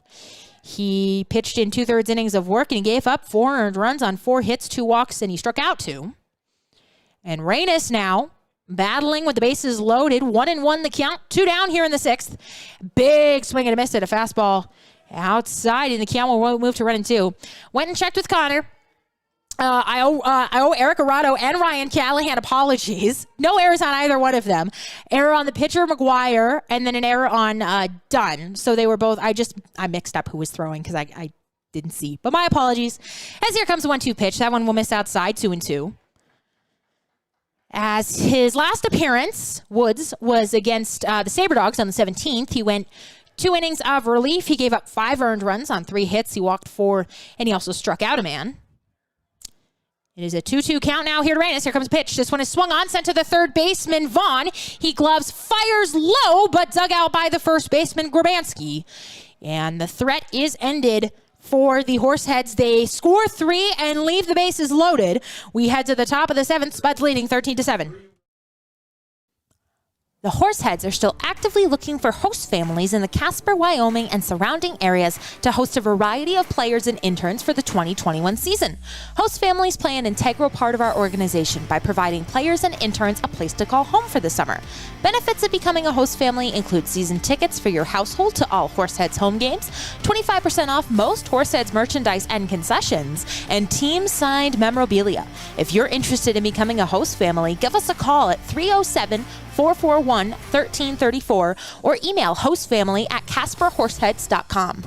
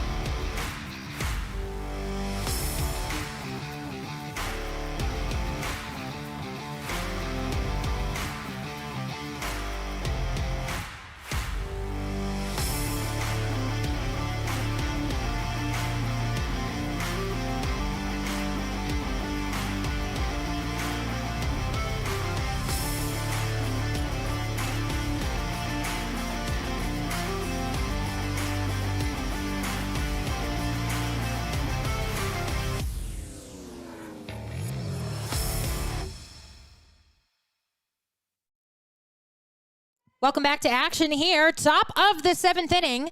The Spuds lead this one 13-7. It will be the top of the lineup for the Spuds. Kane Ross, Noah Denny, and Luke Danielwitz to come to the plate. A new pitcher on the mound for the Horseheads. It is Jake Wright. We will get you his stats in a moment. He pitched on Friday against the Tommyknockers. As here comes first pitch from him. And that will hit the outside corner for a strike. 0-1 the count will run on Ross. He is 0 for 1 after coming into this game as a replacement for McBride, who had to leave due to an injury. Ross 0 for 1 with that fly out. Right deals, and this one is rocketed into left center, and this ball will get down. Chasing after it are both Reynes and Browning. Into second is Ross, and he will hold there with a leadoff double against Jake Wright to kick off the top of the seventh here. Wright, the right-hander out of Ringgold, Georgia, 5'10", 170-pound sophomore at Carson Newman. He is 0 for 1 with a 2.57 ERA. He has appeared in 7 games, started 5 of them, 21 innings of work, 18 strikeouts, just 3 walks, and he has allowed 19 hits. 20 now after allowing the leadoff double to Ross. And Noah Denny will dig in against him. He is 2 for 3. He has singled, doubled, flied out, and he's also been hit by a pitch. As the Spuds leading this one 13-7. Here comes a pitch. That one will miss downstairs for a ball in the dirt, and 1-0. The count will run to Denny. Wright's last appearance, as we said, was against the Tommyknockers. He took a no decision, but he pitched well. 4 innings of work, 1 earned run. He gave up 4 hits, and he struck out 2. He has faced off against the Spuds on one other occasion. That was back on June 6th, as he checks the runner back. Still looking at him. Now he will deal home. That one also missing downstairs for a ball, 2-0. His appearance against the Spuds, he went 5 innings of work. He did not allow a run. He gave up 2 hits, 1 walk, and 3 strikeouts. Took the no decision in that one. So that must have been the game that the Horseheads dropped against the Spuds, because the other 2 games were blowouts. As here comes pitch. Swung on, a big chopper to the third baseman, who fires across the diamond and retires. Or I'm going to say it was a foul ball because the runner at second is heading back. It was a foul ball, so never mind. It was an excellent throw by Arado, who is now at third. It is Girardin at short, and then Callahan at second. Those were the defensive changes that I missed last inning, so another apology about those. It is a 2-1 count now to Denny, as here comes pitch. That one will miss inside for a ball.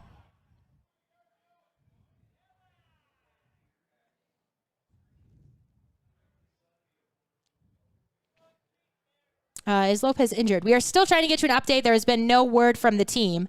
And we have another correction to make, because this one is sent down to the third baseman, Arado. He will check the runner back. And the throw is low, and Baker cannot dig it out. So it will be an error on Arado. And aboard at first on the error will be Denny. I am very sorry. It is Kyler Halverson on the mound. It is not Jake Wright. Jake Wright wears 3, and Kyler Halverson wears 1. And I another L for Hannah tonight. I do apologize. It is Kyler Halverson out there on the mound. So it will be first and third for Luke Danielwicks.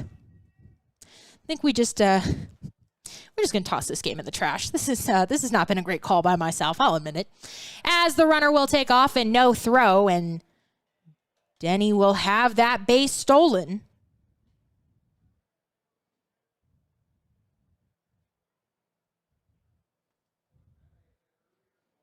So now the Spuds have runners at second and third, as this one is chopped fouled on the left field line. Count will move to 1-1. Ross at third, Denny at second. Danielwicks is 2 for 3. He has walked, flied out, and singled twice on the evening in a 13-7 ball game. Halverson comes set and now deals home. Swung on and once again chopped fouled on the left field line. So the count will run 1-2 on him. 13 runs, 11 hits, 1 error, and 5 men left on for the Spuds. 7 runs, 10 hits, 3 errors, and 5 errors, and 9 men left on for the Horseheads.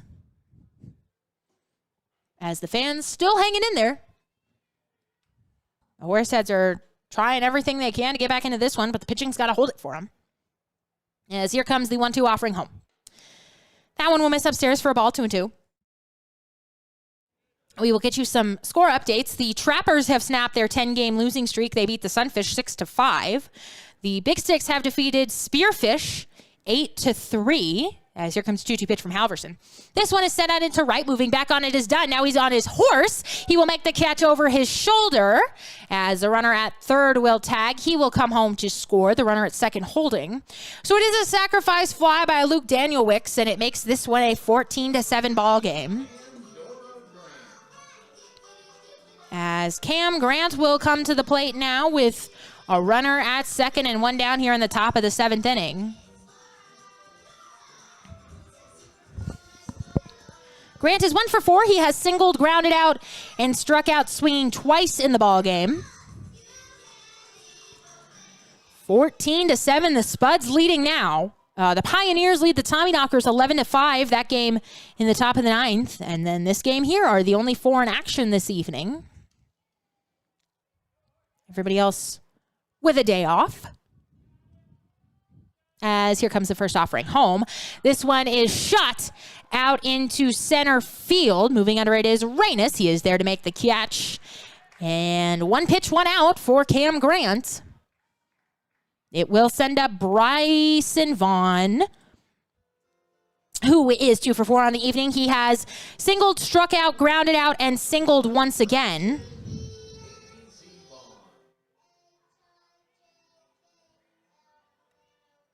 As this a 14-7 ball game. Vaughn digging in with a runner aboard at second. As Halverson looks in for the sign. Now he checks the runner back at second. And here comes pitch. This one is skied out to left. Moving over on it is Browning. Arado going out as well, but that one is foul. And so it will be an 0-1 offering home. This has been, we're just approaching the 3-hour mark, but this game has felt it just dragging. And I guess it's only the top of the 7th, but it has felt like a long ball game. So we do thank you for hanging in there with us, and we welcome the Spuds fans in as well. As here comes the 0-1 offering home. This one is up the middle. It's off of Halverson. He gloves and fires over to first to retire the side. So the Spuds do get 1 off of Halverson here in the top of the 7th. They lead 14-7. It is stretch time. Everybody up on your feet. We head to the bottom of the 7th. 14-7. The Spuds leading. Looking to stay connected with your hometown baseball team? Make sure you're subscribed to the Horseheads text messages. All you've got to do is text GO HEADS to 85100 to sign up for exclusive updates, giveaways, promos, and the latest news on all things Horseheads.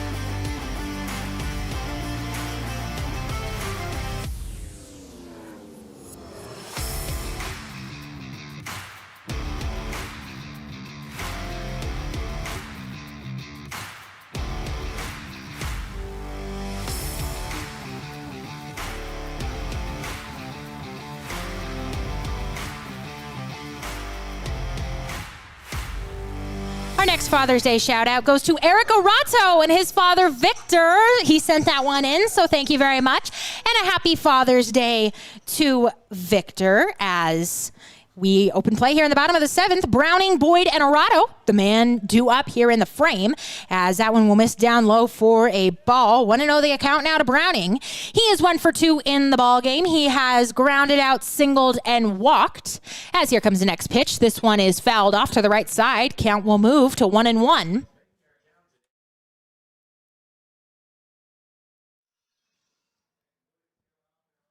Browning, Boyd, and Arato, the 8, 9, and 1 men due up here against Wood, who is out for his second inning of relief.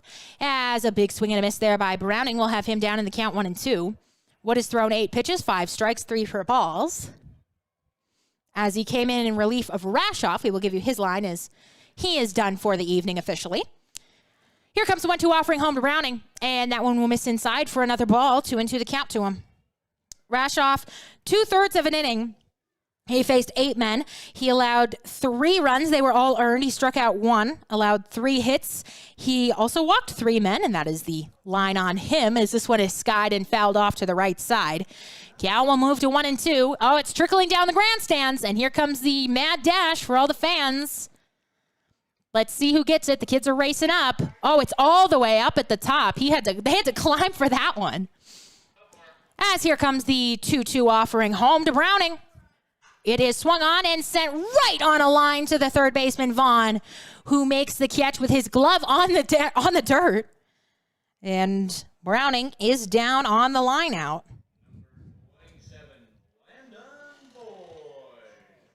And it will bring up Landon Boyd, who is 0 for 3 with a couple of flyouts as well as a strikeout swinging in this one. 14 runs, 11 hits, 1 error, and 6 men left on for the Spuds. 7 runs, 10 hits, 5 errors, and 9 men left on for the Horseheads. Here in the bottom of the 7th inning, Spuds leading 14-7 as Boyd will dig in, and he will look at a ball in the outside corner. 1-0, the count runs to Landon, who is the 9 man for the Horseheads this evening. 14-7, the Spuds leading, bottom of the 2nd, and 1 down. As here comes the offering, and that one will catch the inside corner for a strike, 1-1. It is Tropical Tuesday here at the ballpark.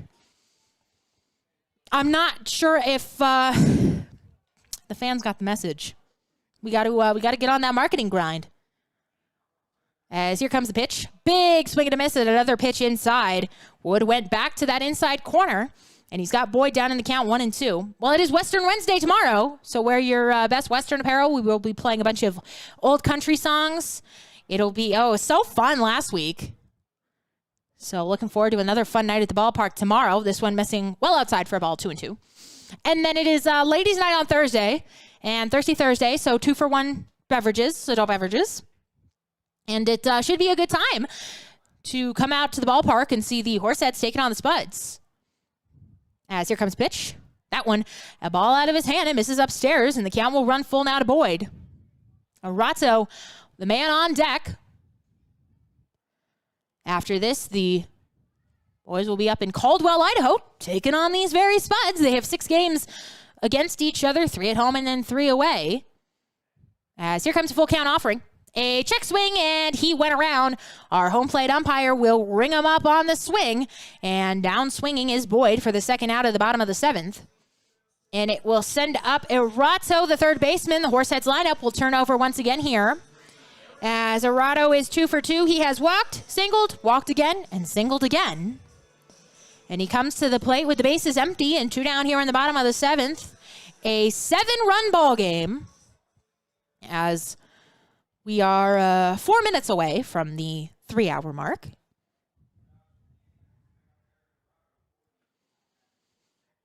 As Arato will step into the box now as he gets ready to face off against Wood, who has retired the first 2 men that he has faced here in the bottom of the 7th. Here comes pitch. That one will miss downstairs for a ball. Count runs 1-0 to Eric, who is out of Sussex, Wisconsin, hitting .294 on the season in 10 games, as he is ahead in the count, 1-0 here. Here comes pitch. That one, a strike on the outside corner, count will even up at 1-1. He has 4 runs, 6 RBIs, and 4 walks coming into the ball game. His last game, he was 1 for 3 with a run scored, an RBI, and 2 walks. He is a freshman at Northern Illinois, where we showed him and his father at. As here comes 1-1 pitch. This one is shot out into left, but it's going to be foul. And it will be a 1-2 count. 14-7, the Spuds do lead here in the bottom of the 7th. At Northern Illinois this season, Arado hit .327 in 35 games with 18 runs, 11 RBIs, 6 doubles, a homer, 22 walks, and 34 strikeouts. As here comes the 1-2 offering. Swung on and sent out to the second baseman. That's Denny. He gathers and fires over to first to record the third and final out of the inning. So the Horseheads go down here in order 1-2-3. We head to the top of the 8th. Spuds leading 14-7. The Horseheads are still actively looking for host families in the Casper, Wyoming, and surrounding areas to host a variety of players and interns for the 2021 season. Host families play an integral part of our organization by providing players and interns a place to call home for the summer. Benefits of becoming a host family include season tickets for your household to all Horseheads home games, 25% off most Horseheads merchandise and concessions, and team-signed memorabilia. If you're interested in becoming a host family, give us a call at 307-441-1334 or email hostfamily@casperhorseheads.com.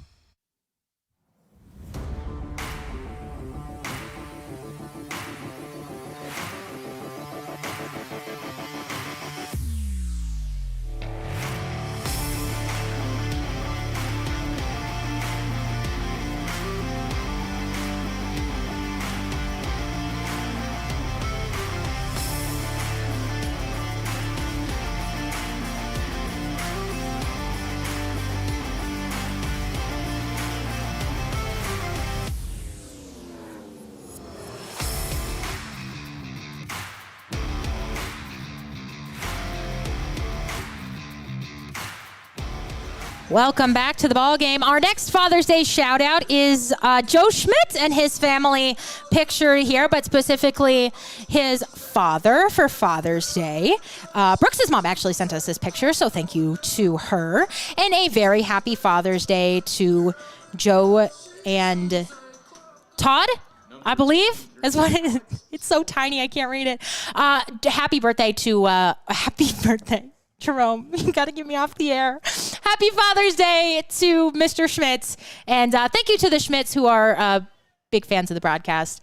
And his grandparents were here for the last series. So a big shout out to the whole Schmidt clan. As we come back to action here in the top of the 8th inning, Kyler Halverson out for another inning of work. Here comes the pitch home to Alex Salzman. And that one is a ball on the outside corner. Salzman 0 for 2 so far in the ballgame. He has grounded out, been hit by a pitch, flied out, and walked. As here comes pitch to him, it'll be a ball upstairs. 2-0 now the count. Halverson, 16 pitches, 10 strikes, 6 for balls. He has an ERA of 12 on the season in 6 innings of work with 3 strikeouts. And this one will miss upstairs for another ball. He went to, he's from Casper, and he went to Natrona County. We deciphered that last game after much debate. As here comes a 3-0 offering. And that one will find the heart of the zone for a strike, 3-1. There are 3 Casper kids on the roster. Will Clare, who we had on the broadcast last time, he went to NC. Halverson, who went to NC. And then Brooks Browning, who went to Kelly Walsh, as this one is shot foul down the left field line. Somebody had asked about Jacob Small, that we were supposed to have him on the broadcast. We were. But he didn't show up. So we'll try and get him tomorrow. But he had an excellent outing on Sunday against the Tommyknockers, so we were hoping to talk to him about that. But you will have to come back tomorrow night for the interview if we can wrangle him up there. Full count offering is skied on the infield off the end of the bat. This one is going to fade foul on the concourse. And all the children are running for this one. Let me tell you. They are jumping up the grandstands, but it has been taken there. So the count will hold full to Salzman. It is the 6, 7, and 8 men due up here for the Spuds in the top of the 8th. Salzman, Grabansky, and Burns. So we will have to sit through the dolphin sound again as they play that for Grabansky. As here comes a full count offering from Halverson. Off-speed pitch that misses upstairs for ball 4. And it will be a leadoff walk to Salzman, and it will send up Joey Grabansky. So here comes the dolphin noises. There it is, man. It's just so annoying. At least they just played it once this time so far. They were like falling asleep on the button last time. The complaints we're going to get after the game. Stop playing the dolphin noise. It's from me, actually. I'm complaining. Don't play the dolphin noise anymore. It's so loud. Here comes the first offering to Grabansky. An off-speed pitch, an excellent one, and it falls in at the bottom of the zone for a strike 0-1. We've got 82 folks watching, so thank you very much. Go Bells, Goat Summer Ball franchise. Interesting how everybody knows the Bells. That's so funny, because that was a team I worked for 2 years. As here comes the 0-1 offering home to Grabansky. Big swing and a miss. He goes down on one knee. 0-2.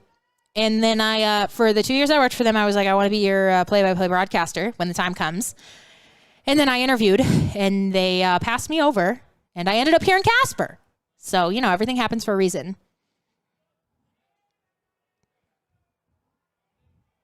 As here comes the 0-2 offering home to Grabansky. Another swing and a miss. He was badly fooled that whole plate appearance. And it was, no, man, not the dolphin sound. Stop. Stop. Oh my. Poor guy is going to start crying. Please, he just struck out on 3 pitches, and they mercilessly attack him with the dolphin sound. Oh, man. Danny Burns will come to the plate now. Batting with one down here in the top of the 8th and a runner aboard at first. Another swing and a miss there. So Halverson looking good so far this inning when he's dealing these strikes home. There was, when I was I did some PA for the Bells when I was up there, and we did a burger special. We played the Portland Pickles. So when instead of striking out, you get half off the beer, it's a strikeout and you get a free burger from Dairy Queen. As here comes the offering from Halverson, and this one will miss outside, Cannell even up at 1-1. And so we played the Portland Pickles, and I made some joke about if this guy struck out, you got extra pickles on your burger or something. And he did strike out, and then I was like, free pickles for everybody. And he did go back to the dugout, he started crying, and he left the game. So easy on the dolphin button. 1-1 count. 2 Burns. Here comes the pitch. This one is chopped out to the shortstop, Girardin. He goes to second for 1. Over to first for the double play. They turn it. 6-4-3 it goes. And out of the 8th here is Halverson and the Horseheads. We head to the bottom of the frame. 14-7. Spuds leading. Looking to stay connected with your hometown baseball team? Make sure you're subscribed to the Horseheads text messages. All you've got to do is text Go Heads to 85100 to sign up for exclusive updates, giveaways, promos, and the latest news on all things Horseheads.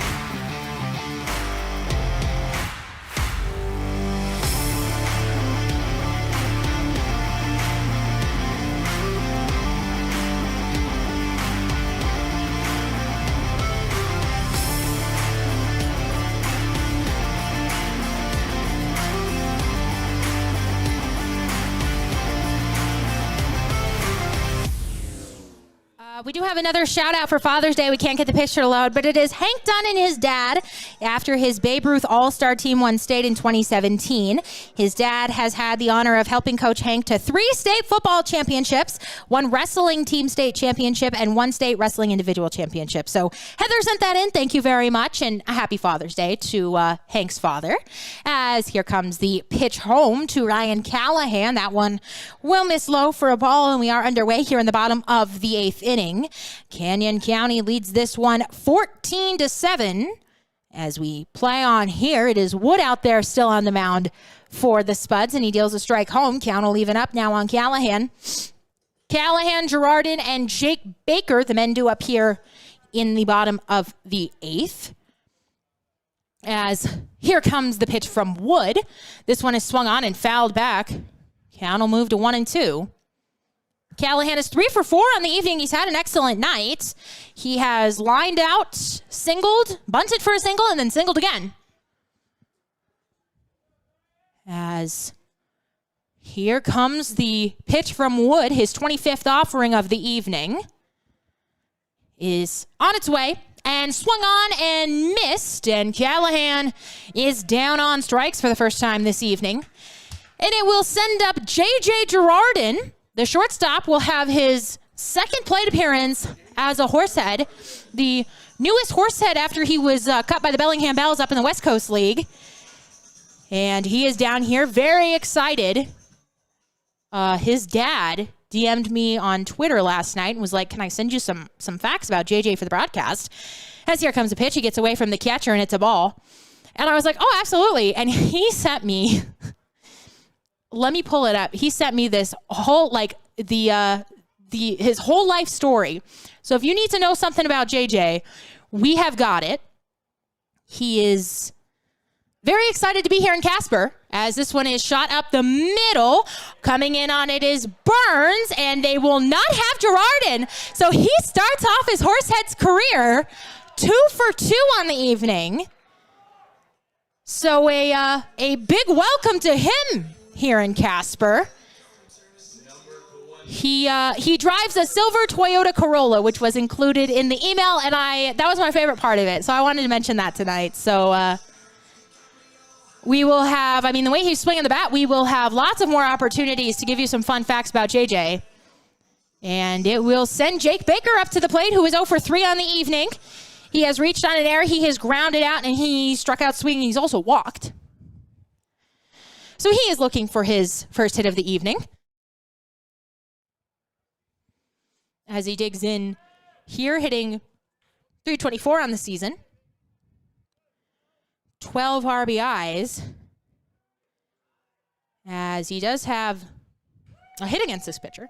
As the throw over to check on Girardin is not in time. As 14-7 here, we play on in the bottom of the 8th inning. As here comes pitch to Baker. It looked like a pitch out there, so it'll be a ball, 1-0. That it was just a pitch well out of the zone. Either way, it goes down for a ball, and Baker is ahead in the count, 1-0. He is batting with 1 down in the bottom of the 8th. Throw will go over to check on Girardin once again, but he's back safely. Baker batting with 1 down here in the bottom of the 8th. Runner aboard at first in a 7-run ball game. It's been all Spuds pretty much all night long. The offense has tried to battle back, and they continue to do so as Baker will take another ball on the outside corner. Want to thank everybody for watching and hanging in there with us. As Baker will step out now, and he will look like getting some signs there for a moment. He's got him now. He climbs back into the box. A 2-0 count. He is ahead. As here comes pitch. This one is swung on, sent out to center field. Moving back is Rossi, falls down, and that ball is going to get down. Baker will head into second. They will hold the runner. Oh, the Spuds have had all kinds of problems in center field tonight. There was McBride, who started out there, who just dropped a routine fly ball, and now Ross falls out there on another probably looked like a routine foul ball. It's a double for Baker. And the Horsehead, man, this has been a game. We have really seen everything tonight. As Girardin will move down to third, and Baker is aboard at second with his first hit of the night. An odd way to get it, but Jake will take it. Adds to the average. And Hank Dunn will climb in now 1 for 3. He has grounded out, flied out, tripled, and he's also got an RBI on the sacrifice fly. He's got 3 RBIs on the night, so a nice night for Dunn and a chance to pick up a couple more here with one swing of the bat and make this a 5-run ball game. Dunn comes set. He's ready. The pitch well outside. I cannot stress how excellent Salzman has been behind the plate tonight. He has saved easily 2 or 3 runs. If that ball gets away, Girardin is coming home on it, and he's scoring likely. But just, you absolutely just tip your cap to Salzman behind the plate tonight. As it is a 1-0 offering home to Dunn. There is no action down in the Spuds bullpen, as this one is sent out to short, who is playing pretty deep, and Burns drops the ball. Oh, he got so excited. He was ready to throw across the diamond and get done that he forgot to get the ball. And so coming home on the error by Burns is Girardin. Baker goes down to third on it. And it is now a 6-run ball game with one down here in the bottom of the 8th inning. Girardin scores, Baker to third, Dunn to first. And Harris Beckley will now dig in with runners at the corners and one down here in the bottom of the 8th. Beckley 2 for 3. He has grounded out, singled twice, and also walked. And he's got a chance to drive another runner in. They've got one 30 feet away, 90 feet away. As I can't do math. That one misses outside for a ball. That wasn't even math. That was just a mental error. We'll give Hannah a no, there's been many mental errors by Hannah's tonight, but we haven't been keeping track, luckily.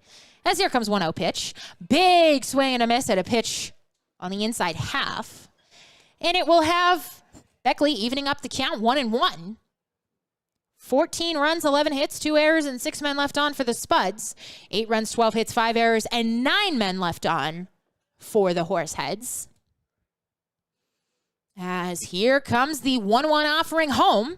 That one will miss downstairs. It looked like a pretty good pitch from Wood, and he wants to know where that one was. It either missed down or outside because it was in that part of the zone. But regardless, it is a ball home to Beckley. Jake Reynes is the man on deck. The Horseheads put up 3 in the bottom of the 5th and 3 in the bottom of the 6th. They've got 1 run in already here and looking for more in the 8th. Here comes a pitch. Out missing well inside, and just another stop by Salzman there. And now Beckley is ahead in the count, 3-1, a good hitter's count. Baker at third, Dunn at first for him.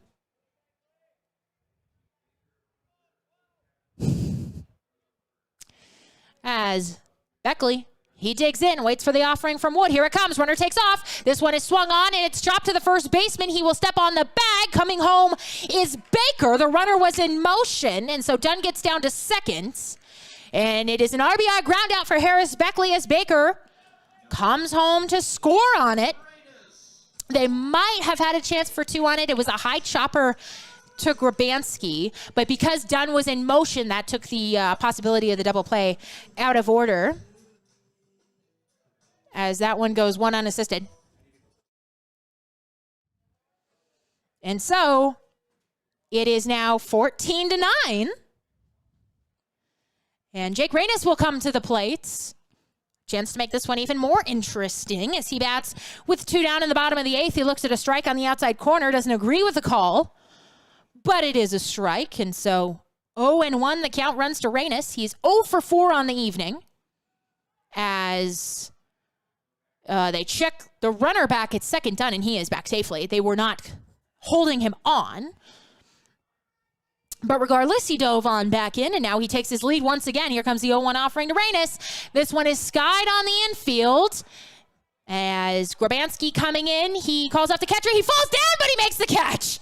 Oh, my goodness. The Spuds defense in this inning, they have had a time of it, but Grabanski, he makes the catch to no dolphin noises, and the inning is over. But not before the Horseheads. They put up 2 in the bottom of the 8th. We head into the top of the 9th, a 14-9 ball game. Spuds lead. The Horseheads are still actively looking for host families and surrounding areas to host a variety of players and interns for the 2021 season. Host families play an integral part of our organization by providing players and interns a place to call home for the summer. Benefits of becoming a host family include season tickets for your household to all Horseheads home games, 25% off most Horseheads merchandise and concessions, and team-signed memorabilia. If you're interested in becoming a host family, give us a call at 307-441-1334 or email hostfamily@CasperHorseheads.com.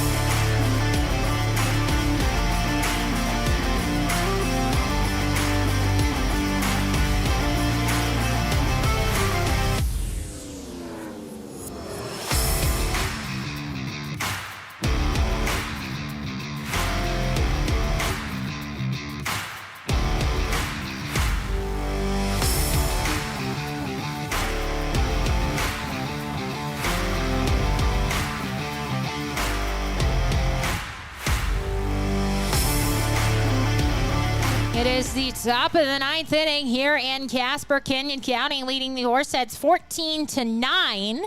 It'll be the 9-1 and 2 men due up for the Spuds in the inning. They will face off against Kyler Halverson, who is out for another inning of relief, as here comes the first offering from him.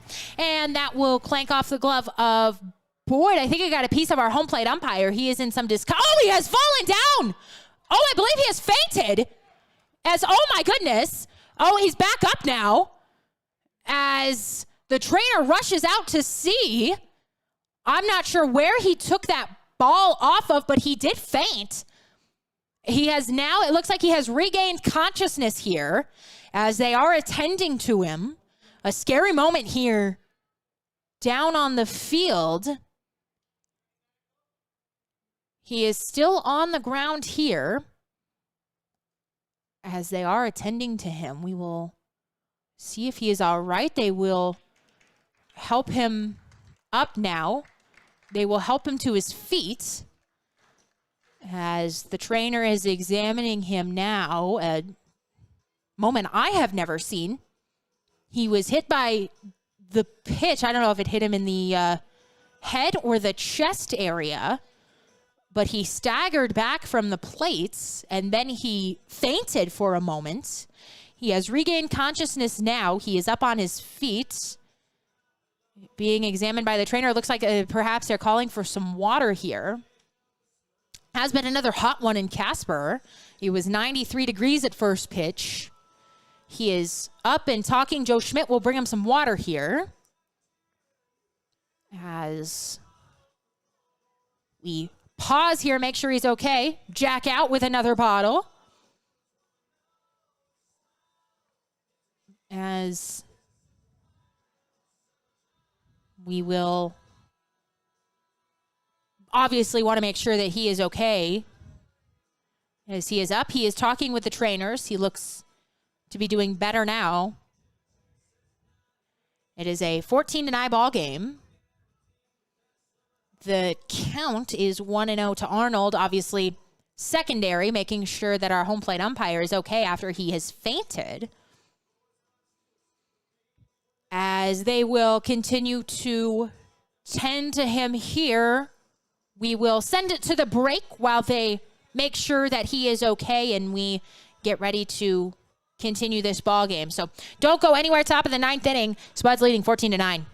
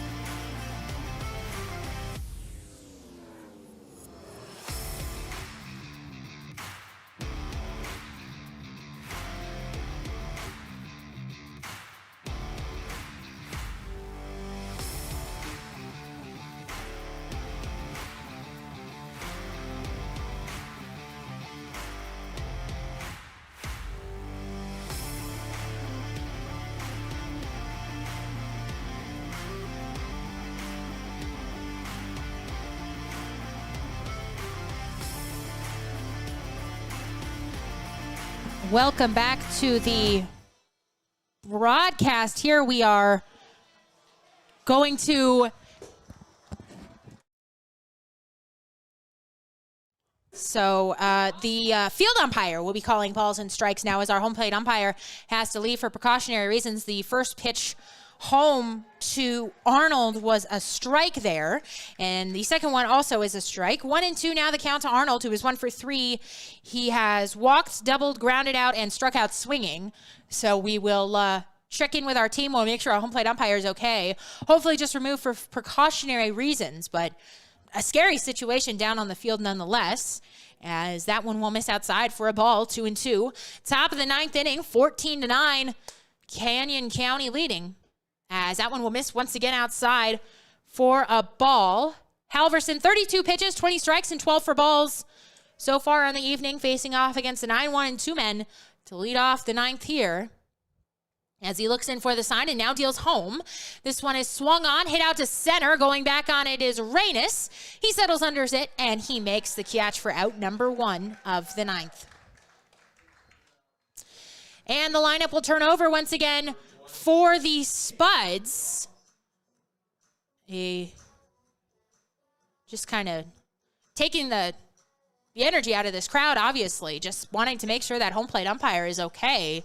Something I have never seen before. He hit the ground immediately. I mean, you could see it on the broadcast. As here comes the first offering home from Halverson, showing bunt is Ross, but that one will miss outside for a ball, 1-0. Ross is 1 for 2 on the night. He has flied out, and he is also doubled. As here comes pitch home. This one is swung on and fouled back.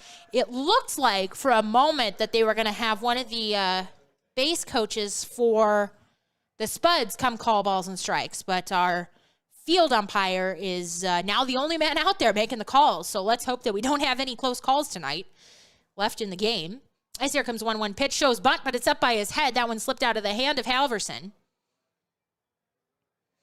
As it is a 2-1 offering now here to Ross, who is batting with 1 out in the top of the 9th, and the base is empty. As here comes a pitch. Big swing and a miss and an off-speed pitch. Oh, he was fooled there. As it is 2-2 now to Ross. Noah Denny, the man on deck in a 14-9 ball game.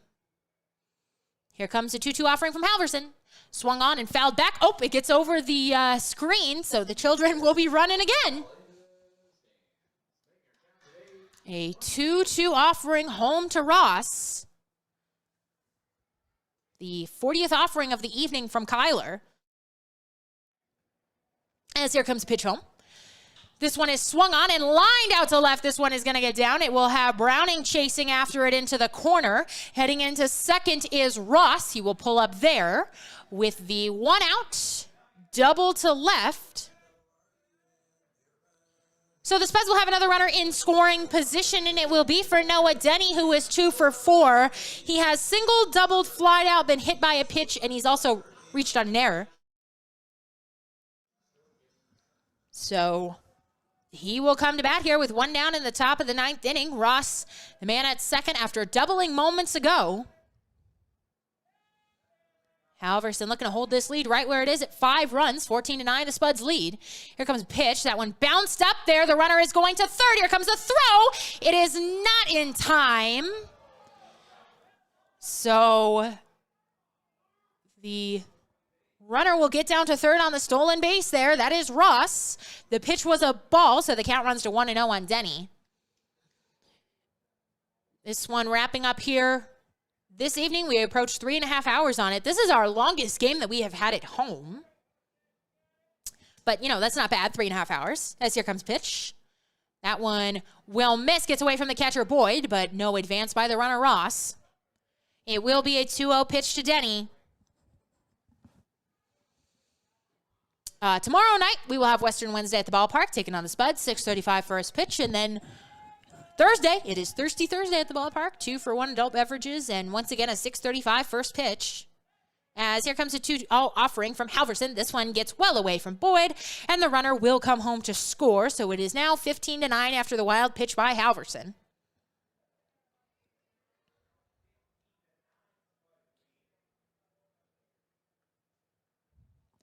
And the bases are now empty for Denny, who is ahead in the count, 3-0. We hope you can join us. If you cannot make it out to the ballpark in Casper, we will have full coverage on YouTube and Mixlr, both for Wednesday and Thursday night, as here comes a 3-0 pitch. That one missing downstairs for a ball, and so aboard with the 4-pitch walk is Noah Denny. And it will send up Luke Danielewicz, who is 2 for 4. He has walked, flied out, singled, and flied out once again. Still no word on whether I will be heading up to Caldwell to call the road series. Depends if they got an extra hotel room for me. So we will find out. A big mystery here on the broadcast. But obviously wanted to go on as many road trips as I can and bring you all the action from the road. As here comes first offering. That one bounced in there for a ball. So Danielewicz will be ahead in the count 1-0 as we will have a meeting on the mound. KP and Boyd will go out and talk with Kyler here. As it looks like we will have some action down in the bullpen for the Horseheads. 14-9 here in the top of the ninth. One down.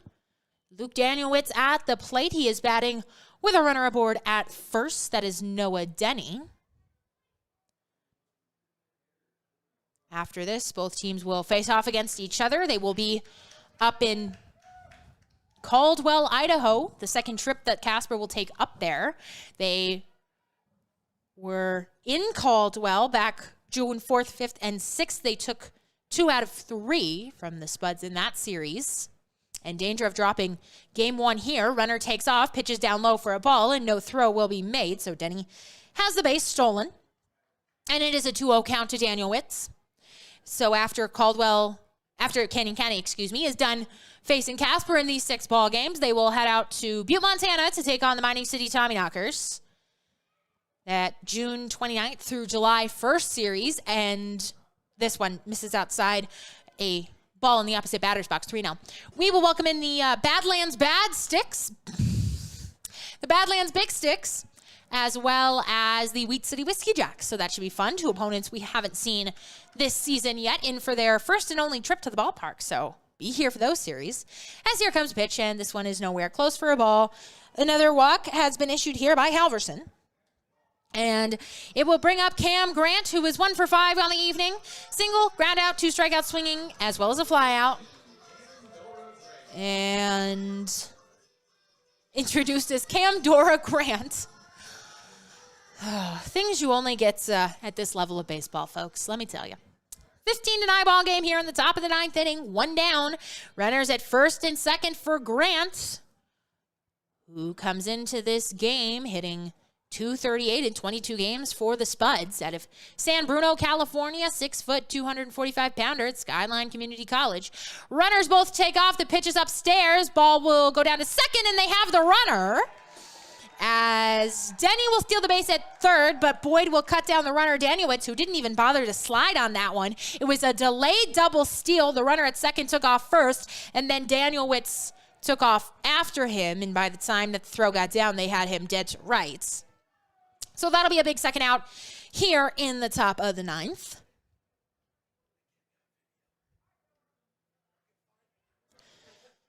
And it will... The pitch was a ball. This one gets away from the catcher, Boyd, again, and the runner comes in to score. And it's going to be a 2-0 count to Grant, as it is 16-9.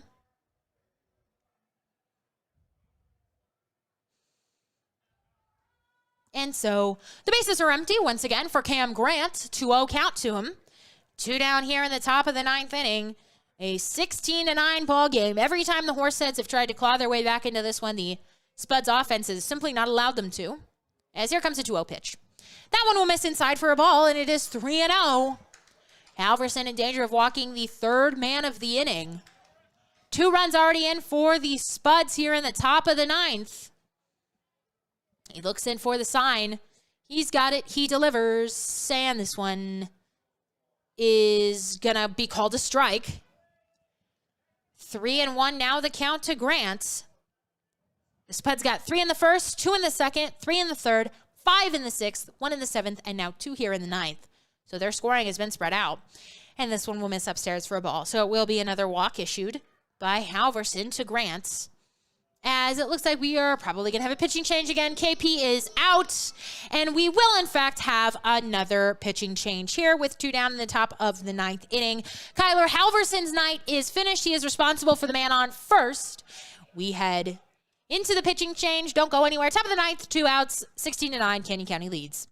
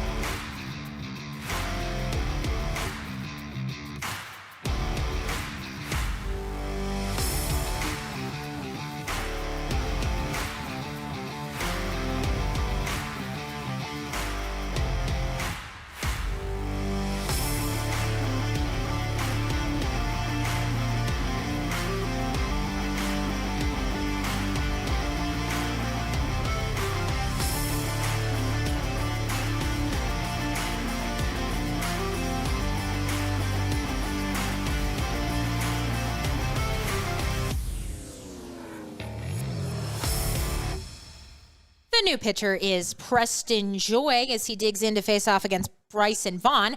Runner takes off, no throw down, so Grant will have the base stolen. As it is a 1-0 count to Vaughn. We will check. We haven't seen Preston Joy pitch this season at home. I don't think he's a pitcher, so I think we have a position player pitching. As that one is fouled down the right field line. Count will run even at 1-1. He's not listed as a pitcher. Let's see. Let's do some, we'll do a little Googling for you. Preston Joy, he is out of Georgia State. No, he's listed as an infielder. He's a position player. So we have a position player pitching here in the top of the 9th inning. Runner on first is the responsibility of Halverson, who is a two-way player. As here comes pitch. Big swing and a miss there to pitch inside. I don't know. He's throwing pretty well. As he did not pitch at Georgia State this season, but he's looking pretty good out there. As here comes a 1-2 offering. It's on its way. And that one's strike 3 called in the outside corner. So Preston Joy comes into the game and he strikes out the first man that he faced. How about that, folks? And so we will head to the bottom of the 9th inning. It is time to get your rally caps on. The Horseheads need 7 to tie and 8 to walk it off. You know what? It's been a weird game, a long, weird game.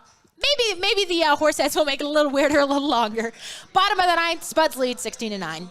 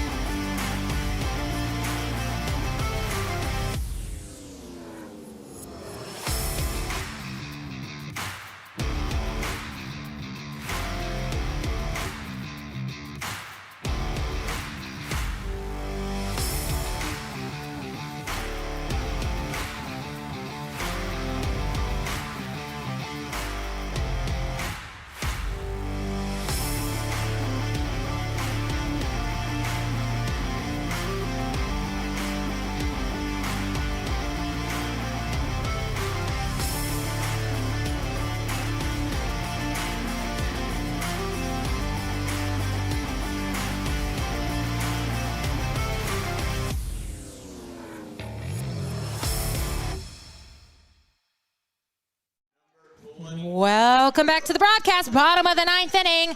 Canyon County leading this one 16-9. It will be the 8-9 and one man due up for Casper in the inning. Wood out for another inning of work. He has Thrown 39 pitches thus far, 23 strikes and 16 balls. A 16-9 ball game as the Horseheads look to rally here, as this one is... He fouled it off? Yeah, he fouled it off. I think it was off the knob of the bat there.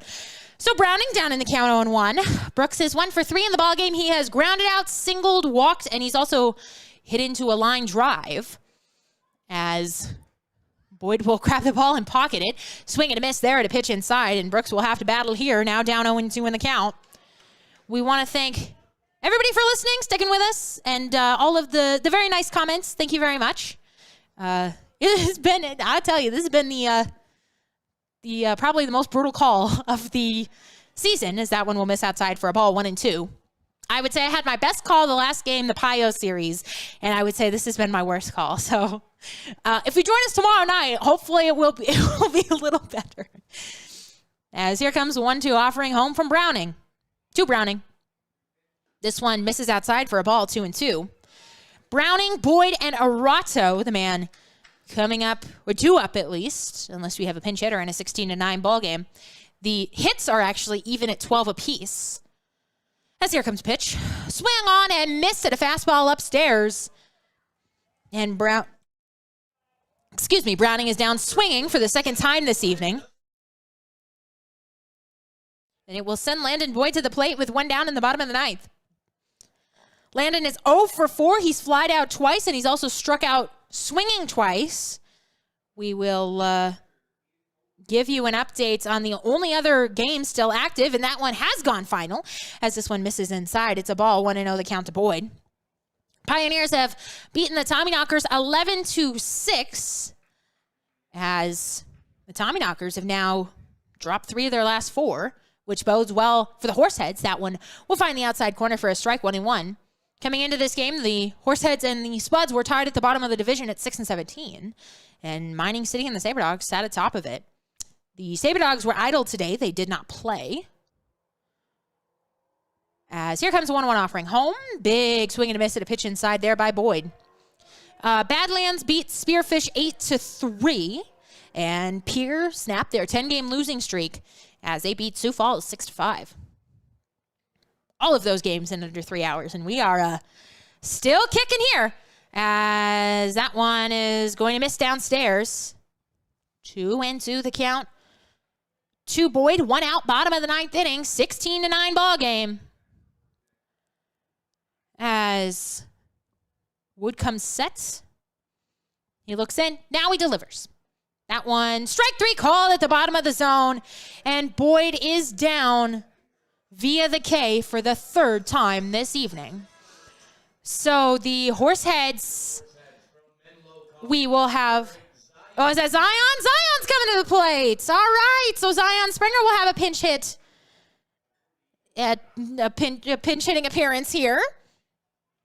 He will dig in, and he swings at the first pitch. He sends it out to the shortstop, who fires over to Grabansky at first to retire Springer and the Horseheads. So before I can even put it in my book here, the Horseheads are down 1-2-3 in the 9th, and the Spuds take this one by a score of 16-9. They're fired up. The 2 players just ran into it, like they jumped into each other and almost knocked each other out. Please, guys, you got to play 2 more. I get it's exciting. Don't go anywhere. We will come back with the post game, but for now, the Spuds take this one 16-9. The Horseheads are still actively looking for host families in the Casper, Wyoming, and surrounding areas to host a variety of players and interns for the 2021 season. Host families play an integral part of our organization by providing players and interns a place to call home for the summer. Benefits of becoming a host family include season tickets for your household to all Horseheads home games, 25% off most Horseheads merchandise and concessions, and team-signed memorabilia. If you're interested in becoming a host family, give us a call at 307-441-1334 or email hostfamily@CasperHorseheads.com. Welcome back to the broadcast. Hannah Martin here with you as the Canyon County Spuds have defeated the Casper Horseheads here in game one of a 3-game set. They take this one by a final of 16-9. The winning pitcher for the Spuds is Connor Horrigan. He went 5 strong innings. He gave up 4 runs. 3 of them were earned. He struck out 2 men, gave up 7 hits, but he scattered them effectively. He also walked 2 men. On the other side of things, the losing pitcher, unfortunately, for the Horseheads is Marshall Smaracco. He went 2 2/3, gave up 8 runs, 5 earned, 1 strikeout, 5 hits, 4 walks, 2 hit batsmen, and 4 wild pitches for him. It was a tough hole for the Horseheads to dig themselves out of here. The bats did try to rally. The Spuds, 3 in the first, 2 in the second, 3 in the third, 5 in the 6th, 1 in the 7th, and then 2 more in the 9th for 16 runs.